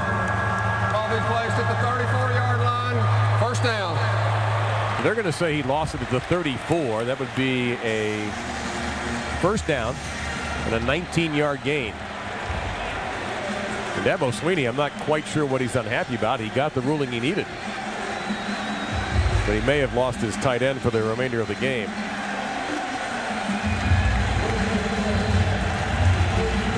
But that was clearly, I think we all saw, the correct call.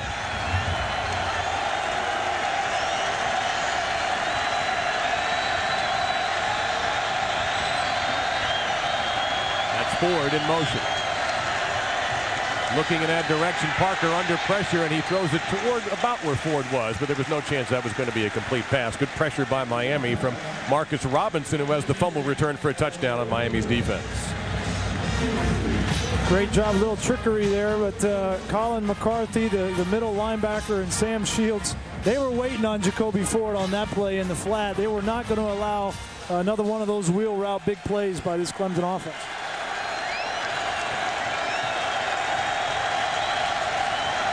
Second and 10.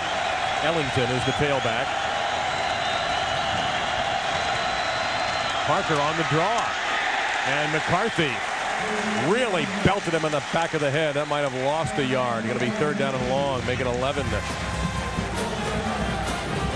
Well, Kyle Parker trying to do his Tim Tebow imitation where he leans back right here and acts like he's going to throw, but Colin McCarthy, the senior linebacker and captain for this Miami football team, was not fooled. They empty out the backfield. And watch for 28, C.J. Spiller in the pattern. That's Ford, however, number 6. Miami may have been offsides. Parker's in trouble. Free play. Yep. And he gets nailed at around the 40-yard line, but it looked like the Hurricanes were offsides. Marcus Robinson may have been guilty. And if that's the case, it'll be the 10th penalty on the Hurricanes.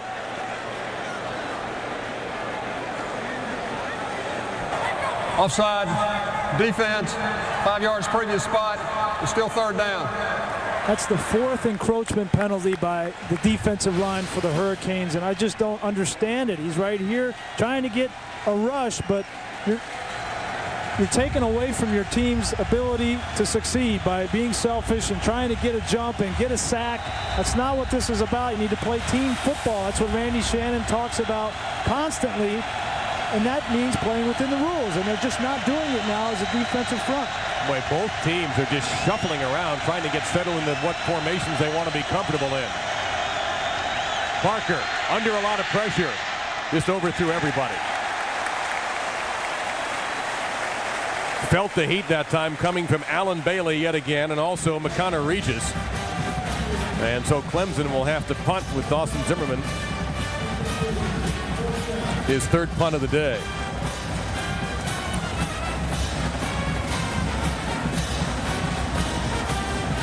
The tension in this game is about as thick as the humidity here. It seemed like every snap is carrying a lot of weight in this final 10 minutes. Deron Collier waiting for this. There's hang time again, Brian. That's a great kick out of bounds. Let's see where they finally spot this. And it will be at the 15-yard line. So let's take a look at where the BCS is right now. By the way, on our ESPN family of networks on ESPN tonight, you get to see the Gators take on Mississippi State. Alabama in front. Texas tonight on our many of the ABC stations around the country. Boise has the long journey. And this drive to the national championship, we take a look all the way to the bottom. Cincinnati has already moved on. But here's what our BCS expert Brad Edwards has to say about what the Canes have to do to get another national championship. I think you need a doctorate to figure this out. But number one is they got to win the ACC championship. Several teams have to lose: Texas, Cincinnati, Iowa. And a couple other things have to happen for the Hurricanes to get there. And Harris intercepted. And into the end zone. Did he make it? He did. Touchdown, DeAndre McDaniel, 7th pick of the season and 2nd of the game, and Clemson has taken the lead.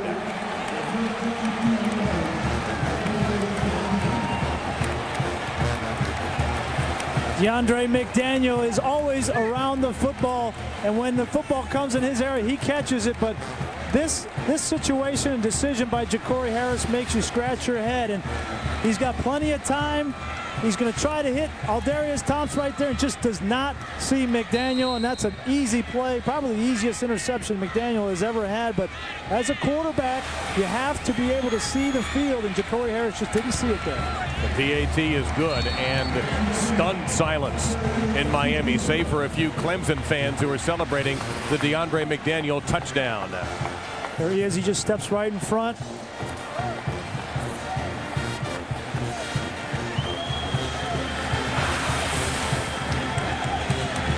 And if you are just joining us, you've just seen DeAndre McDaniel, 2nd interception of the game, and he houses this one from 23 yards out to give Clemson a 31-27 lead over the 10th-ranked team in the BCS, the Miami Hurricanes.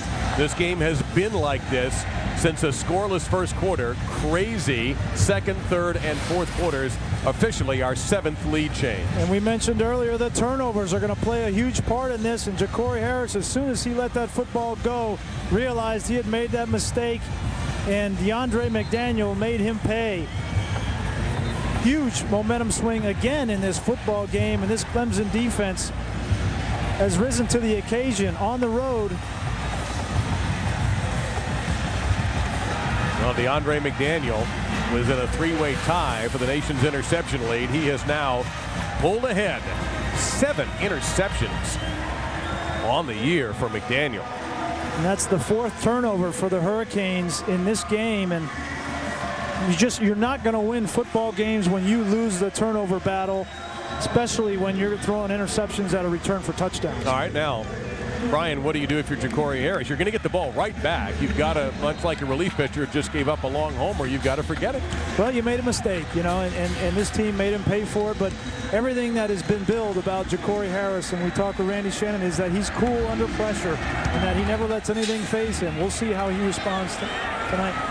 Here's Cooper at the 4. And Clemson with some pretty good kick coverage, but Cooper with some outstanding. He picked up about 9 additional yards despite being contained by the Clemson bubble. Well, ABC Comedy Wednesday is at 9 Eastern, 8 Central. Modern Family is the #1 new comedy of the fall. All the critics in all of the country really can't stop laughing and talking about ABC's Modern Family Wednesday at 9, 8 Central on ABC Comedy Wednesday. But nobody's giggling in that group of fans right there for the Hurricanes. That's a grim-looking bunch of students right there. Plenty of time in this football game, 9.5 minutes. They don't have any timeouts, but plenty of time, only down 4. Continue to rush the football and stick to your game plan. And instead, Harris goes deep. He's got Benjamin past the defense. Caught to the 5. Touchdown, Miami.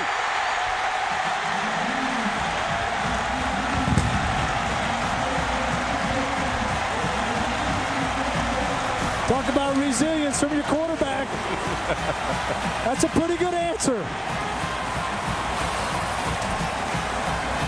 Lead change #8. This one covered 69 yards. And this is speed on the part of Benjamin. He just runs right by Chris Chancellor. Ja'Cory Harris maintains his composure, puts the ball right on the money. And that's what we've heard about this kid. He is cool under pressure, and he will respond to situations, and he certainly did right there. And Bosher straight down the center of the fairway with a PAT. Miami responds. What a play call by offensive coordinator Mark Whipple, and perfectly executed. Now, Clemson, it's your turn again.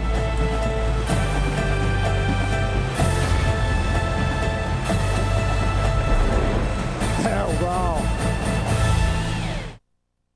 You're watching college football, presented by Kay Jewelers.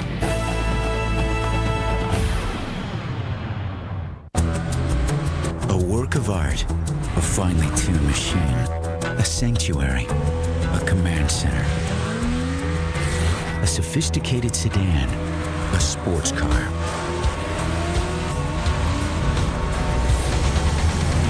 Nissan Maxima, the ultimate dual threat. Now get a 2009 Nissan Maxima for 0% APR financing for 60 months. Nissan, proud partner of the Heisman Trophy. Hi, what can I get for $1? That's yours. How far can I get with this? You can get out. Hi. What can I get for this? How about 2 sizzling 100% pure beef patties with all the amenities in a meaty, melty McDouble? Or maybe an irresistible McChicken, golden fries, or any of the fabulous dollar menu tastes that are always here for you. Huh? Wow. The dollar menu, every day, only at McDonald's.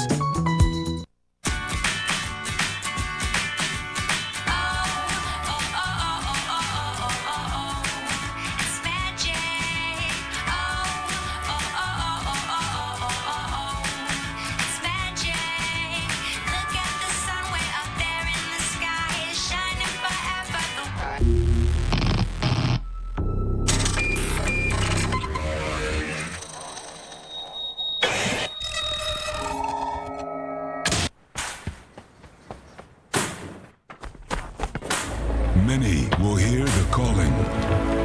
Move it! Yes, sir!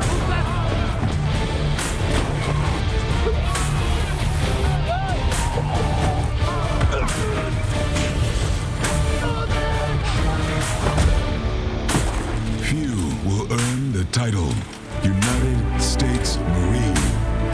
The few, the proud Marines. They arrive. ABC's V. New series premiere Tuesday, November 3rd at 8/7 Central. Now, we would like to welcome those of you who have been watching Oklahoma and Kansas with Brian Greasy. I'm Dave Lamont on a humid South Florida evening. There is your score and time. And 8 lead changes in this game, Brian, and a spectacular catch by Travis Benjamin for the touchdown. But guess what? You might have to kick it to C.J. Spiller.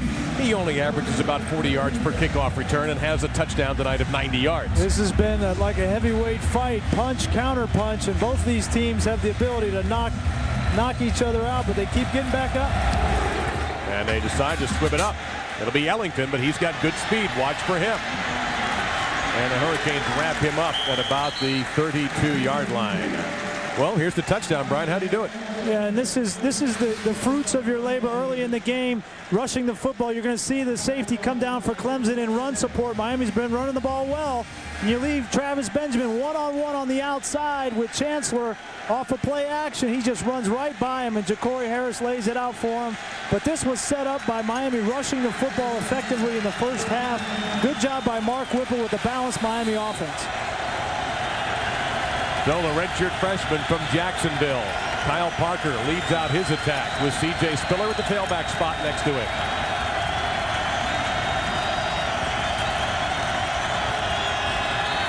They go to Allen, the tight end, and he is dragged down outside the 35-yard line by the middle linebacker, Daryl Sharpton. Allen replacing Michael Palmer, who may not return after being knocked briefly silly in a violent collision a few minutes ago. And we are hearing from ESPN Radio's Joe Shad that Palmer is likely not to come back, and that's very understandable. If you saw the hit, you'd understand why he won't be back out there.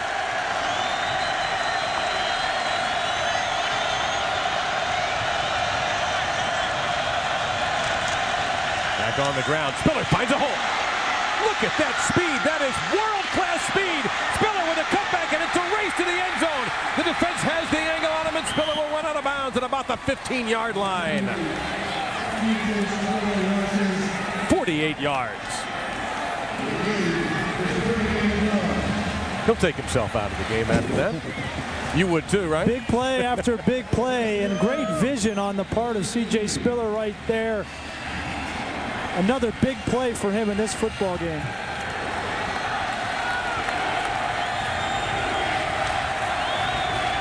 And we would like to welcome the audience from Penn State and Michigan to South Florida. There's your scoring time at the top of the screen. 8 lead changes so far. Parker goes back the other way. Look out. That could have been a disaster. DeMarcus Van Dyke. Another Miamian on the stop. A loss of 5, but before that play was this one from C.J. Spiller. Great vision by Spiller on this play. Cuts it back, gets through the first line of defense, and then you see the speed and the elusiveness.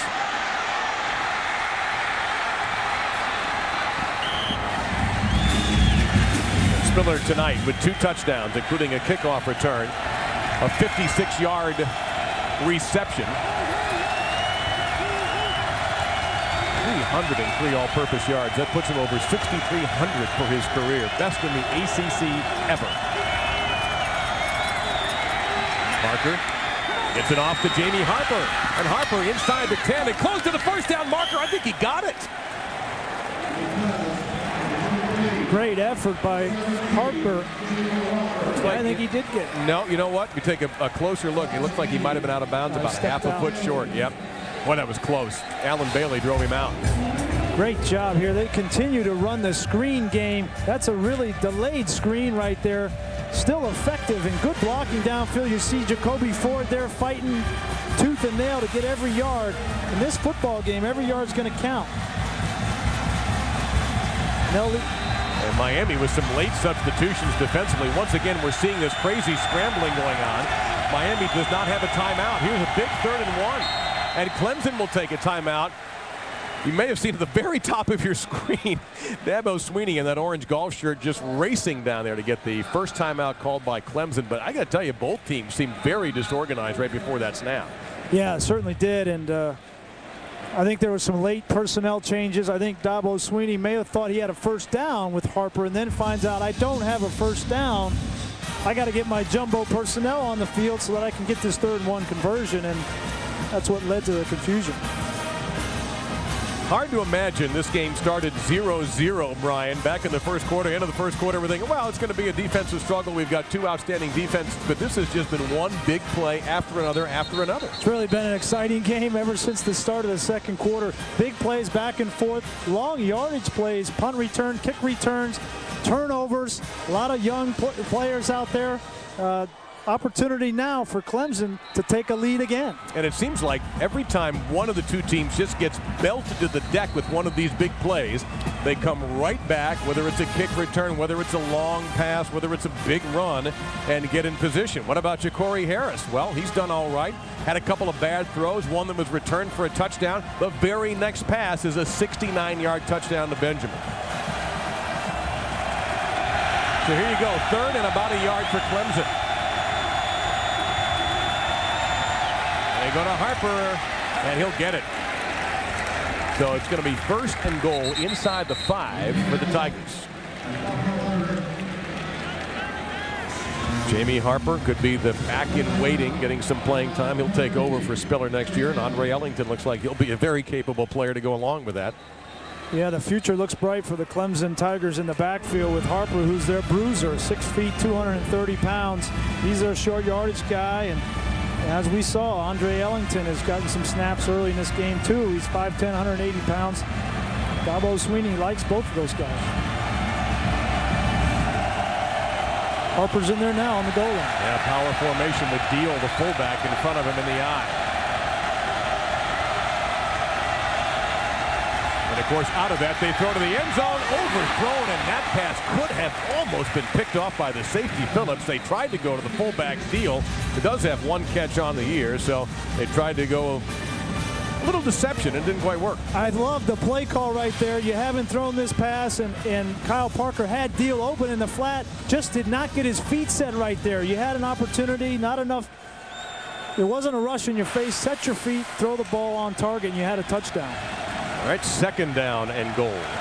See Parker's numbers at the top of your screen there. 7th play of the drive.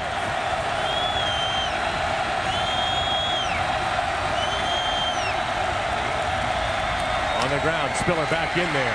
Miami jumps on him from behind. Did he lose the ball? No.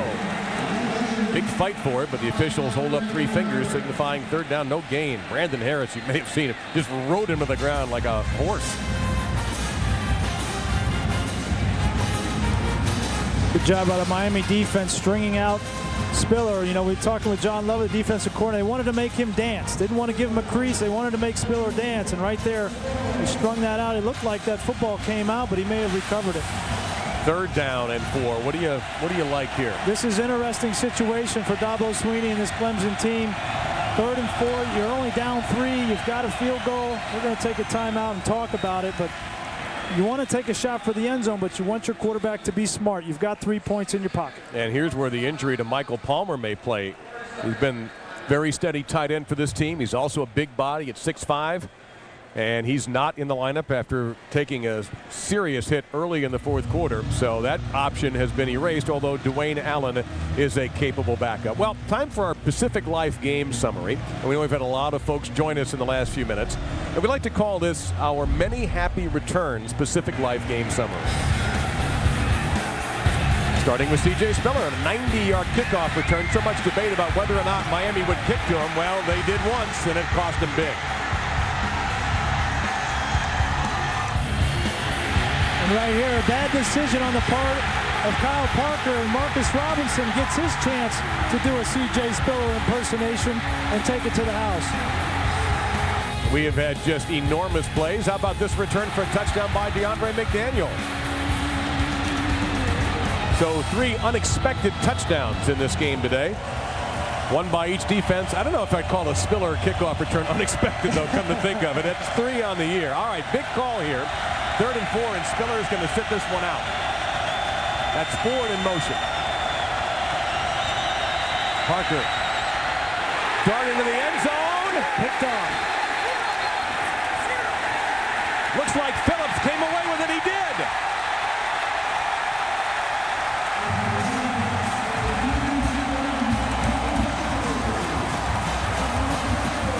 We talked about it. You got 3 points in your pocket.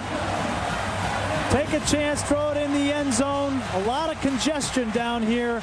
And Randy Phillips sitting back there watching the quarterback's eyes. He's right here. He'll move over and watching the quarterback's eyes. He tries to force it there, and the risk reward, that's what we talk about. You've got the points in your pocket. If it's not there, throw it out of the back of the end zone and kick the field goal. They did try to go to the tight end, Dwayne Allen. There's Dabo Swinney's reaction, and yeah. Throw it out of the end zone right there. There was a lot of orange in that end zone when he tried to dart that in there. Now, can Miami kill a little clock here? They don't have any timeouts. Clemson has 1. And the Clemson defense more than ready for that running play. Javaris James gains a couple. Ja'Cory Harris, his last 2 passes have both wound up in the end zone, Brian. Yeah, one in the right end zone, one in the wrong end zone. But we talked about it, the resilience of Ja'Cory Harris. He comes back on the next play from scrimmage, throws a perfect strike down the field to Benjamin to get his team back on top. And they still have the lead in this football game. And now another challenge for Ja'Cory Harris. Can you run some time off the clock? Can you manage the game here? Can you use as much time in the huddle at the line of scrimmage and complete passes on 3rd down?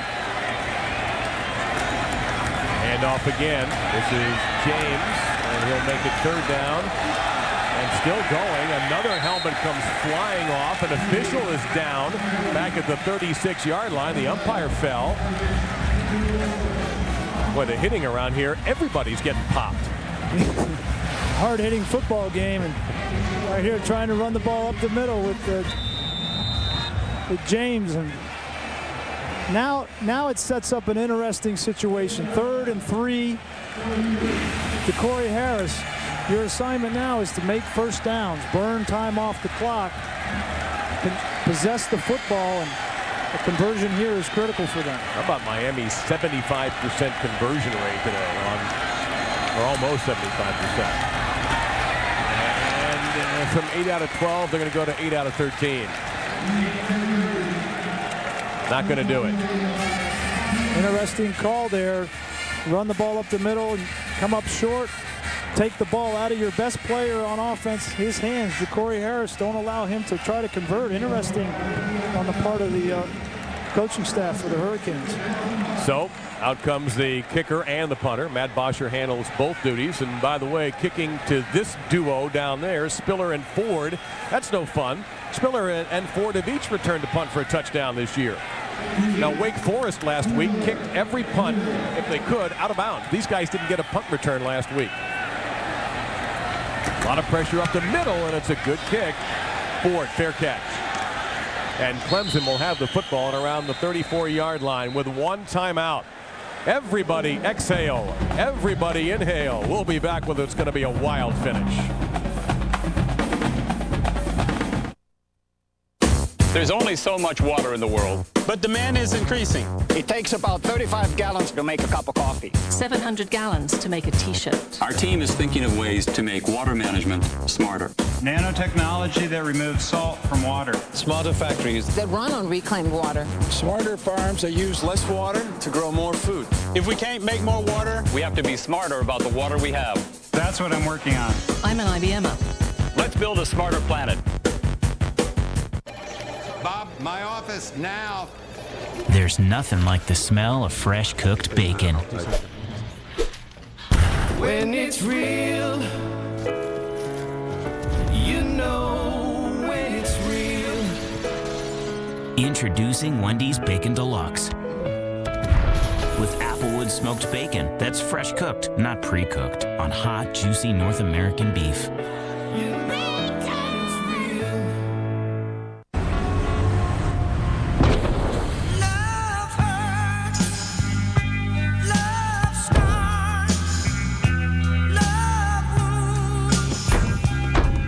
Before you ever love it, the Nissan Altima goes through over 5,000 tests. No wonder J.D. Power and Associates ranked it highest in initial quality. The new Nissan Altima, quality you can love. ABC Tuesday, November 3rd at 8/7 Central. My God. They arrive. Don't be frightened. We mean no harm. They will give us hope. They're calling themselves the visitors. Heal me. I got no pain. We will give them our trust. Do you have any questions before we go to air? Just be sure not to ask anything that would paint us in a negative light. Excuse me? ABC's V. New series premiere Tuesday, November 3rd at 8/7 Central on ABC. While we were away, the officials moved the ball 5 yards in Clemson's favor after an illegal motion penalty on Miami. It was a late call.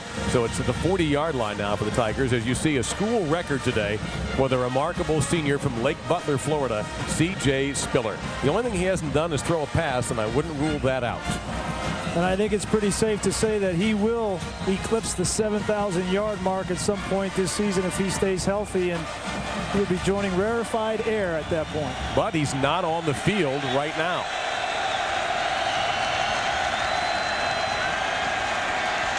Fake and a screen. Good patience that time shown by Kyle Parker. That's close to the first down marker. They go to Dwayne Allen. Daryl Sharpton on the stop. And it seems as though Clemson is content to use the screen as their primary source of offense. It seems like every other play has been a screen to a tight end or one of these backs. And credit them for finding creative ways to get these guys the football in space.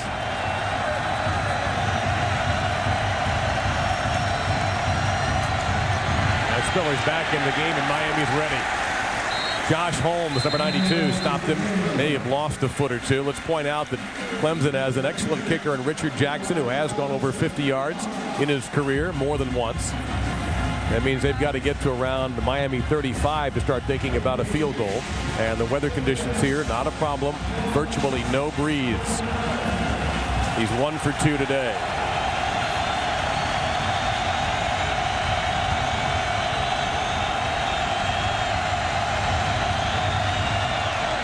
A first down and a little bit extra tacked on into Miami territory as we go to our Times Square studio and a word with Matt Weiner. Well, Dave, number 2, Alabama remains unbeaten, but just barely. Tennessee had a chance. Daniel Lincoln, 44-yarder. It is blocked by Big Terrence Cody. His second blocked field goal today. That's how Bama remains unbeaten. By the way, Game 6 of the ALCS scheduled for tonight in the Bronx, postponed until tomorrow, thanks to the rain here in New York. All right, thank you, Matt. Under 2 minutes now. Parker on the draw. This play hasn't worked very well for Clemson today, and it doesn't there. Joe Joseph makes sure. Little bit of yardage there, but you look at that clock. You look, only 1 yellow timeout slash left for Clemson here. Yeah, and I think they're content to use all of that clock, go down and kick a field goal or score a touchdown, and not give the ball back to Ja'Cory Harris in this Miami offense. But a little more imagination there might help, though. That's not in field goal range, 61 yards from there.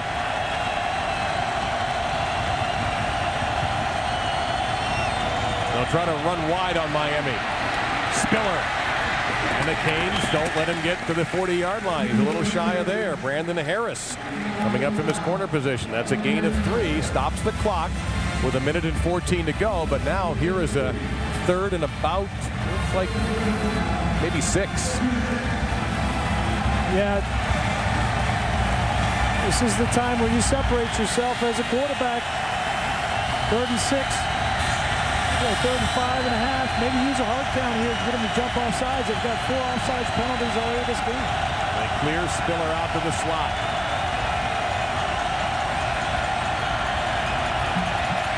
Spiller to the middle. He's got it. And he looks like he has the first down at the 35-yard line. That does put him in Richard Jackson's field goal range. The clock starting quickly and then stopping quickly. The officials taking a measure. Yes, they are. That's an interesting spot. I don't know about this spot at all here, Brian. This is a great look at the versatility of Spiller right here. Out of the backfield, running a little Texas route. He goes out and then back in. Looks like he may be short right there. It'll be an interesting decision for Dabo Swinney if he does come up a little bit short. Great tackle by Chavez Grant to keep him from reaching that 35, and there you go. Well, all right, you go for the 53-yard field goal attempt, which is your kicker's longest, or do you say, you know what? And there you see, you can read his lips. Go for it. No doubt in Dabo's mind right there. He's got a tremendous field goal kicker, but that's a long way to put the hopes of your team on 53 yards. They've been running the football a little bit better here in the second half, and they've got a pounder, a bruiser in Harper, 230 pounds. Just converted on a 3rd and 2 earlier in this drive. I think he feels good about the chances with him running the football.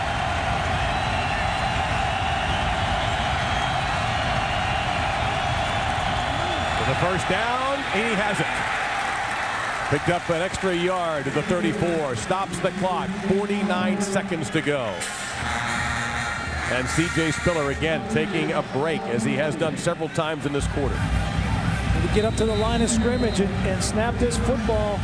When they mark it, clock will run once it's marked.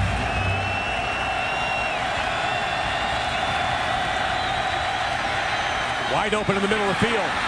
Now they're definitely in field goal range at the 20-yard line. Terrence Ash with a catch.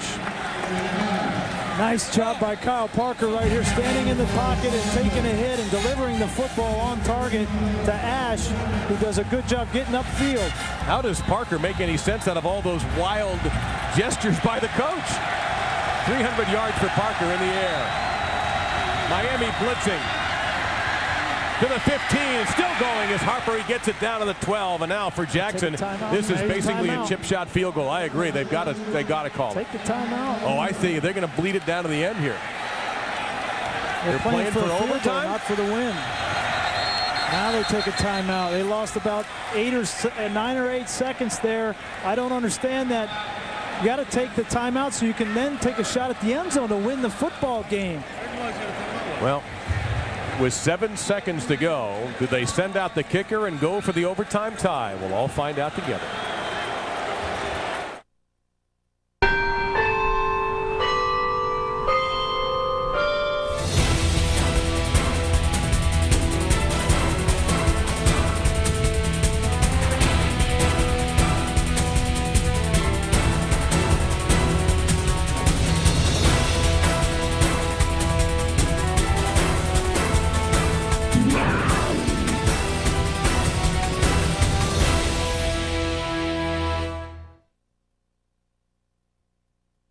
All right, listen up. Let's get serious for a moment. I've got one word for you, and it's sportsmanship.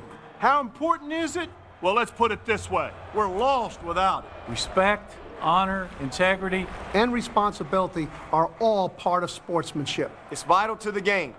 You got it? Hey, what's with the blank faces? Let's see some enthusiasm.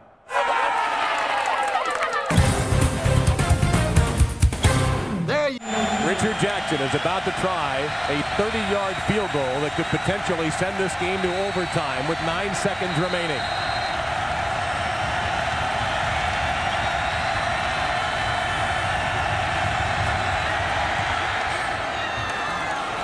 There you go. 5 seconds left. I believe the last 2 times these schools have met on the gridiron, those games have gone to overtime. 3 overtimes the last time they played here in Miami, and the Hurricanes end up coming out victorious. But interesting development at the end of this game here for Clemson. They have this running play.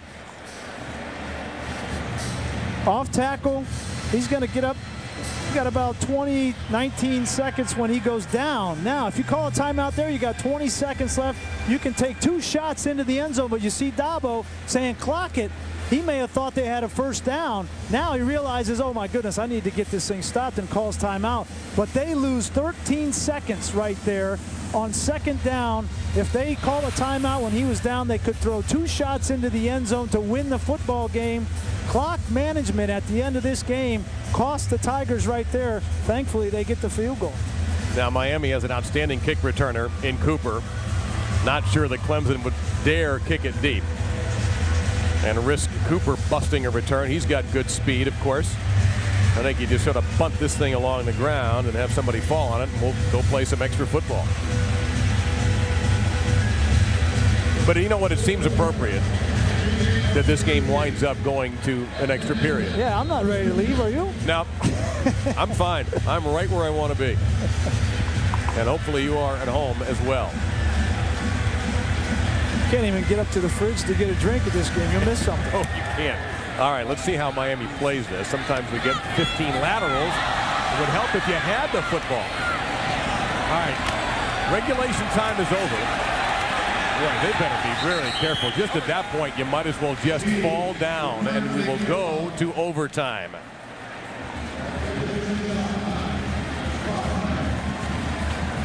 Can we take a breath now? Not for long.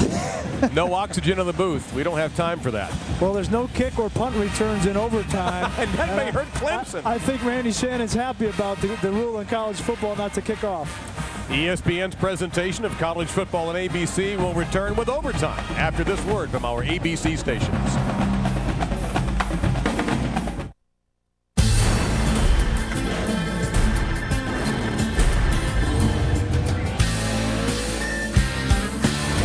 This thing the room back there in the back. Hemi, top of the line. I mean, I can't think of a better word, but fantastic. The all-new Dodge Ram 1500. The most award-winning truck of 2009 and winner of Strategic Vision's Total Quality Award. ABC Tuesday, November 3rd at 8/7 Central. They arrive. We are of peace. And they're on everyone's top 10 list. ABC's V. New series premiere Tuesday, November 3rd at 8/7 Central on ABC.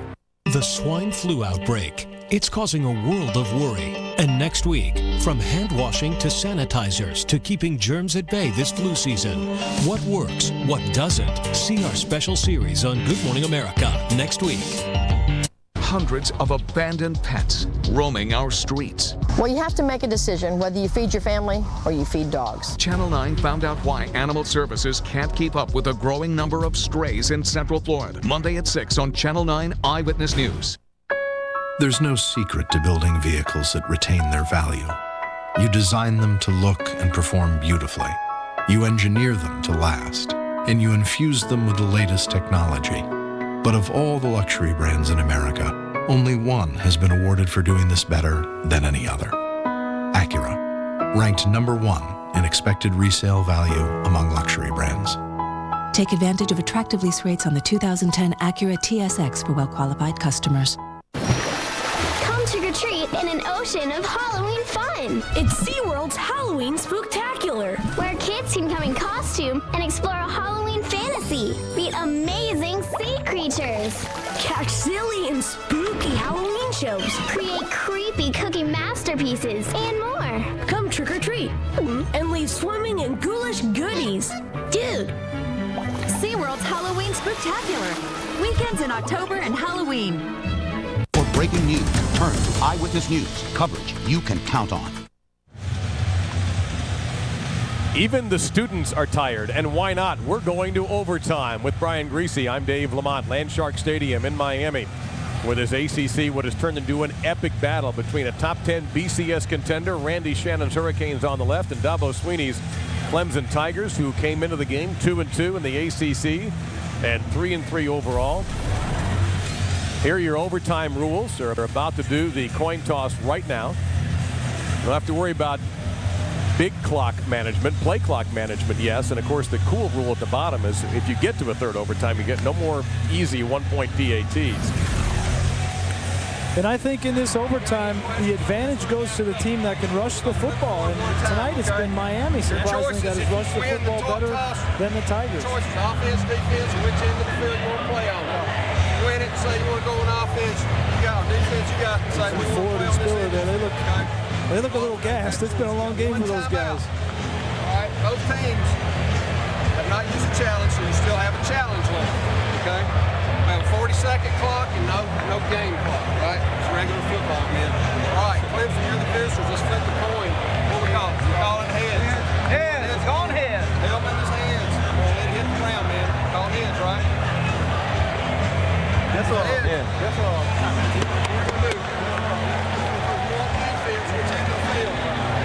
All right, Clemson will take the ball.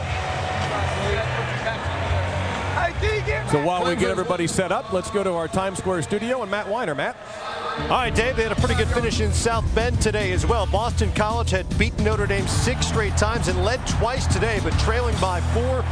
David Shinsky is picked off by Brian Smith. The Irish end their drought over the Eagles 2016. 6 of their 7 games have been decided by a touchdown or less. Well, Clemson won the toss, and I mistakenly thought that they would take the ball, but they have decided they'll play a little defense first and let Miami get the ball. That gives Spiller a little bit more time to rest also, but they're going to go with the strategy. We want to see what you do to find out what we have to do. Not a bad idea. No, that's the way you want it. I guess you want to know exactly what it is you have to accomplish to win the football game. So it's kind of like in golf. You get to one of those sudden death playoffs. Do you hit the first drive down the fairway? Do you make the other guy do it and put the heat on him to see if he can find the fairway or not? Well, do you like the pressure or not? I do. Okay. Let's see if Corey Harris likes it. I think we know the answer to that. We're on a stretch play. Well, this may work really well for Miami. Cooper gets it down to about the 6-yard line, a 19-yard pickup. We said at the start of overtime, whatever team can rush the football, especially in the red zone, and right here, Greg Cooper gets to the edge. These defenses have been on the field a long time, a little bit winded, and if you can rush the football in overtime, you have a distinct advantage. Miami 176 rushing yards. 6 more will get him in the end zone. They go to James, and he's out of bounds inside the 5. Well, Miami making this look pretty easy here after 2 plays.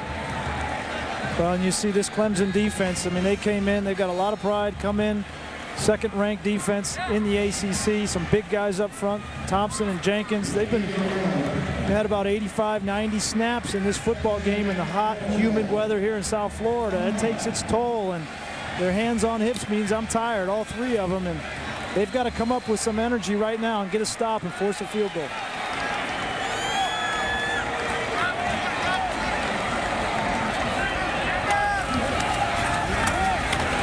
Cooper, and this time they found the energy to contain him. What a fine play defensively. McDaniel finished him off, but there was great pressure from Daquan Bowers to help McDaniel out.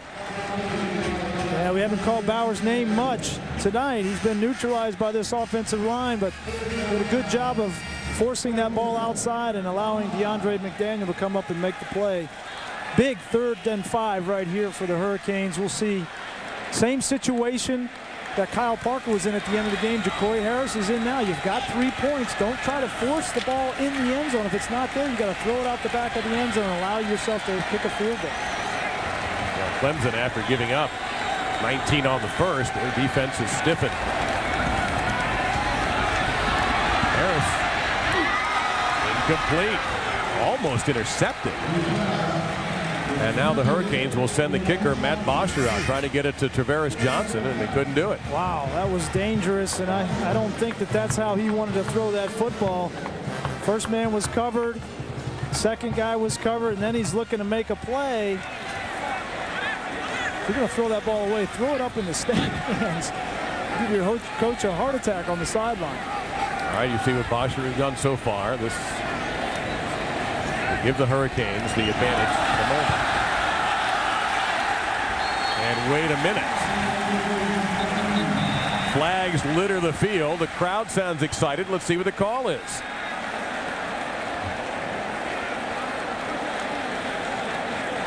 Now, if it's offsides, you take the points off the board here. I don't think you do you? They have the distance to the. No, you kick it again.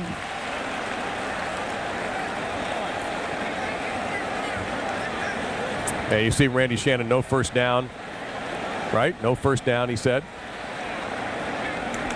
Offside on the nose guard on the defense. Penalty will be declined. The field goal is good. And that's the safe and prudent route. Take your points, and maybe your defense can make a stop.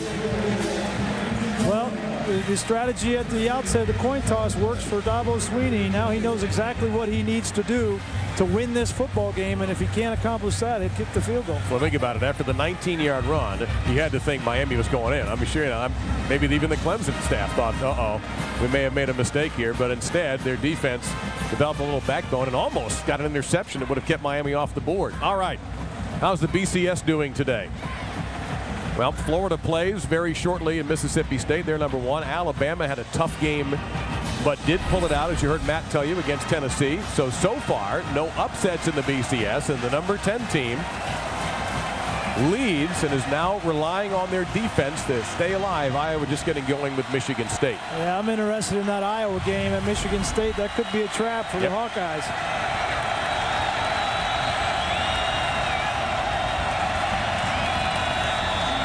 Fake to Spiller, who stays in the block, and Parker in big trouble, just gets rid of it. Well, he didn't bother with Spiller that time. Marcus Robinson, who has a fumble return for a touchdown in this game, provided the pressure. Yeah, some miscommunication there on the offense for Clemson. They've run this play several times where Spiller has gotten out into the flat, and Parker just dumps it to him, but Spiller didn't get out in that route. There was nowhere for Parker to go with the ball. He smartly threw it in the stands. Now, do you hand off to Spiller here?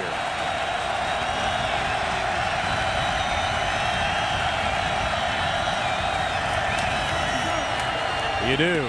But they've got him boxed up. No gain. May have even lost a yard. Taking out the chains, taking out the people holding the chains. Alan Bailey in there again.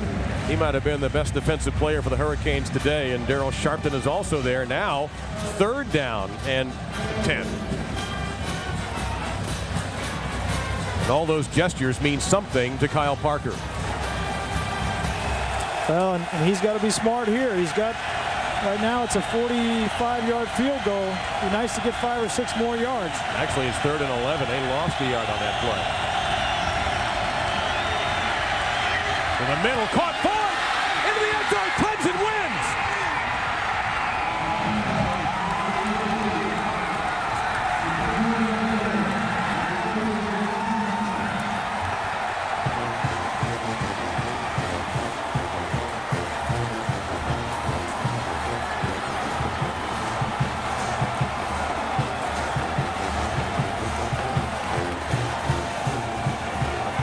Well,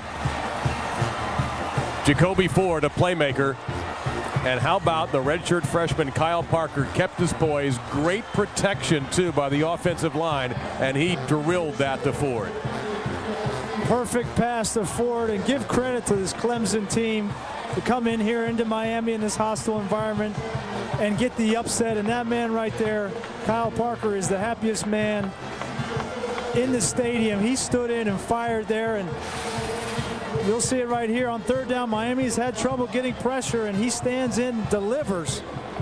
Tight window, and Ford does a great job of getting into the end zone. Big win for this Clemson team, and you saw this kid grow up tonight.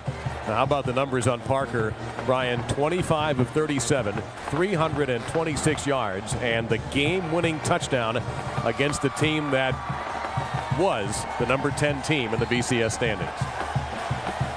And I think he's a little more emotional there than he is when he hits a home run on the baseball team. But he didn't know he got into the end zone, and when he found out, he was like a kid in a candy store.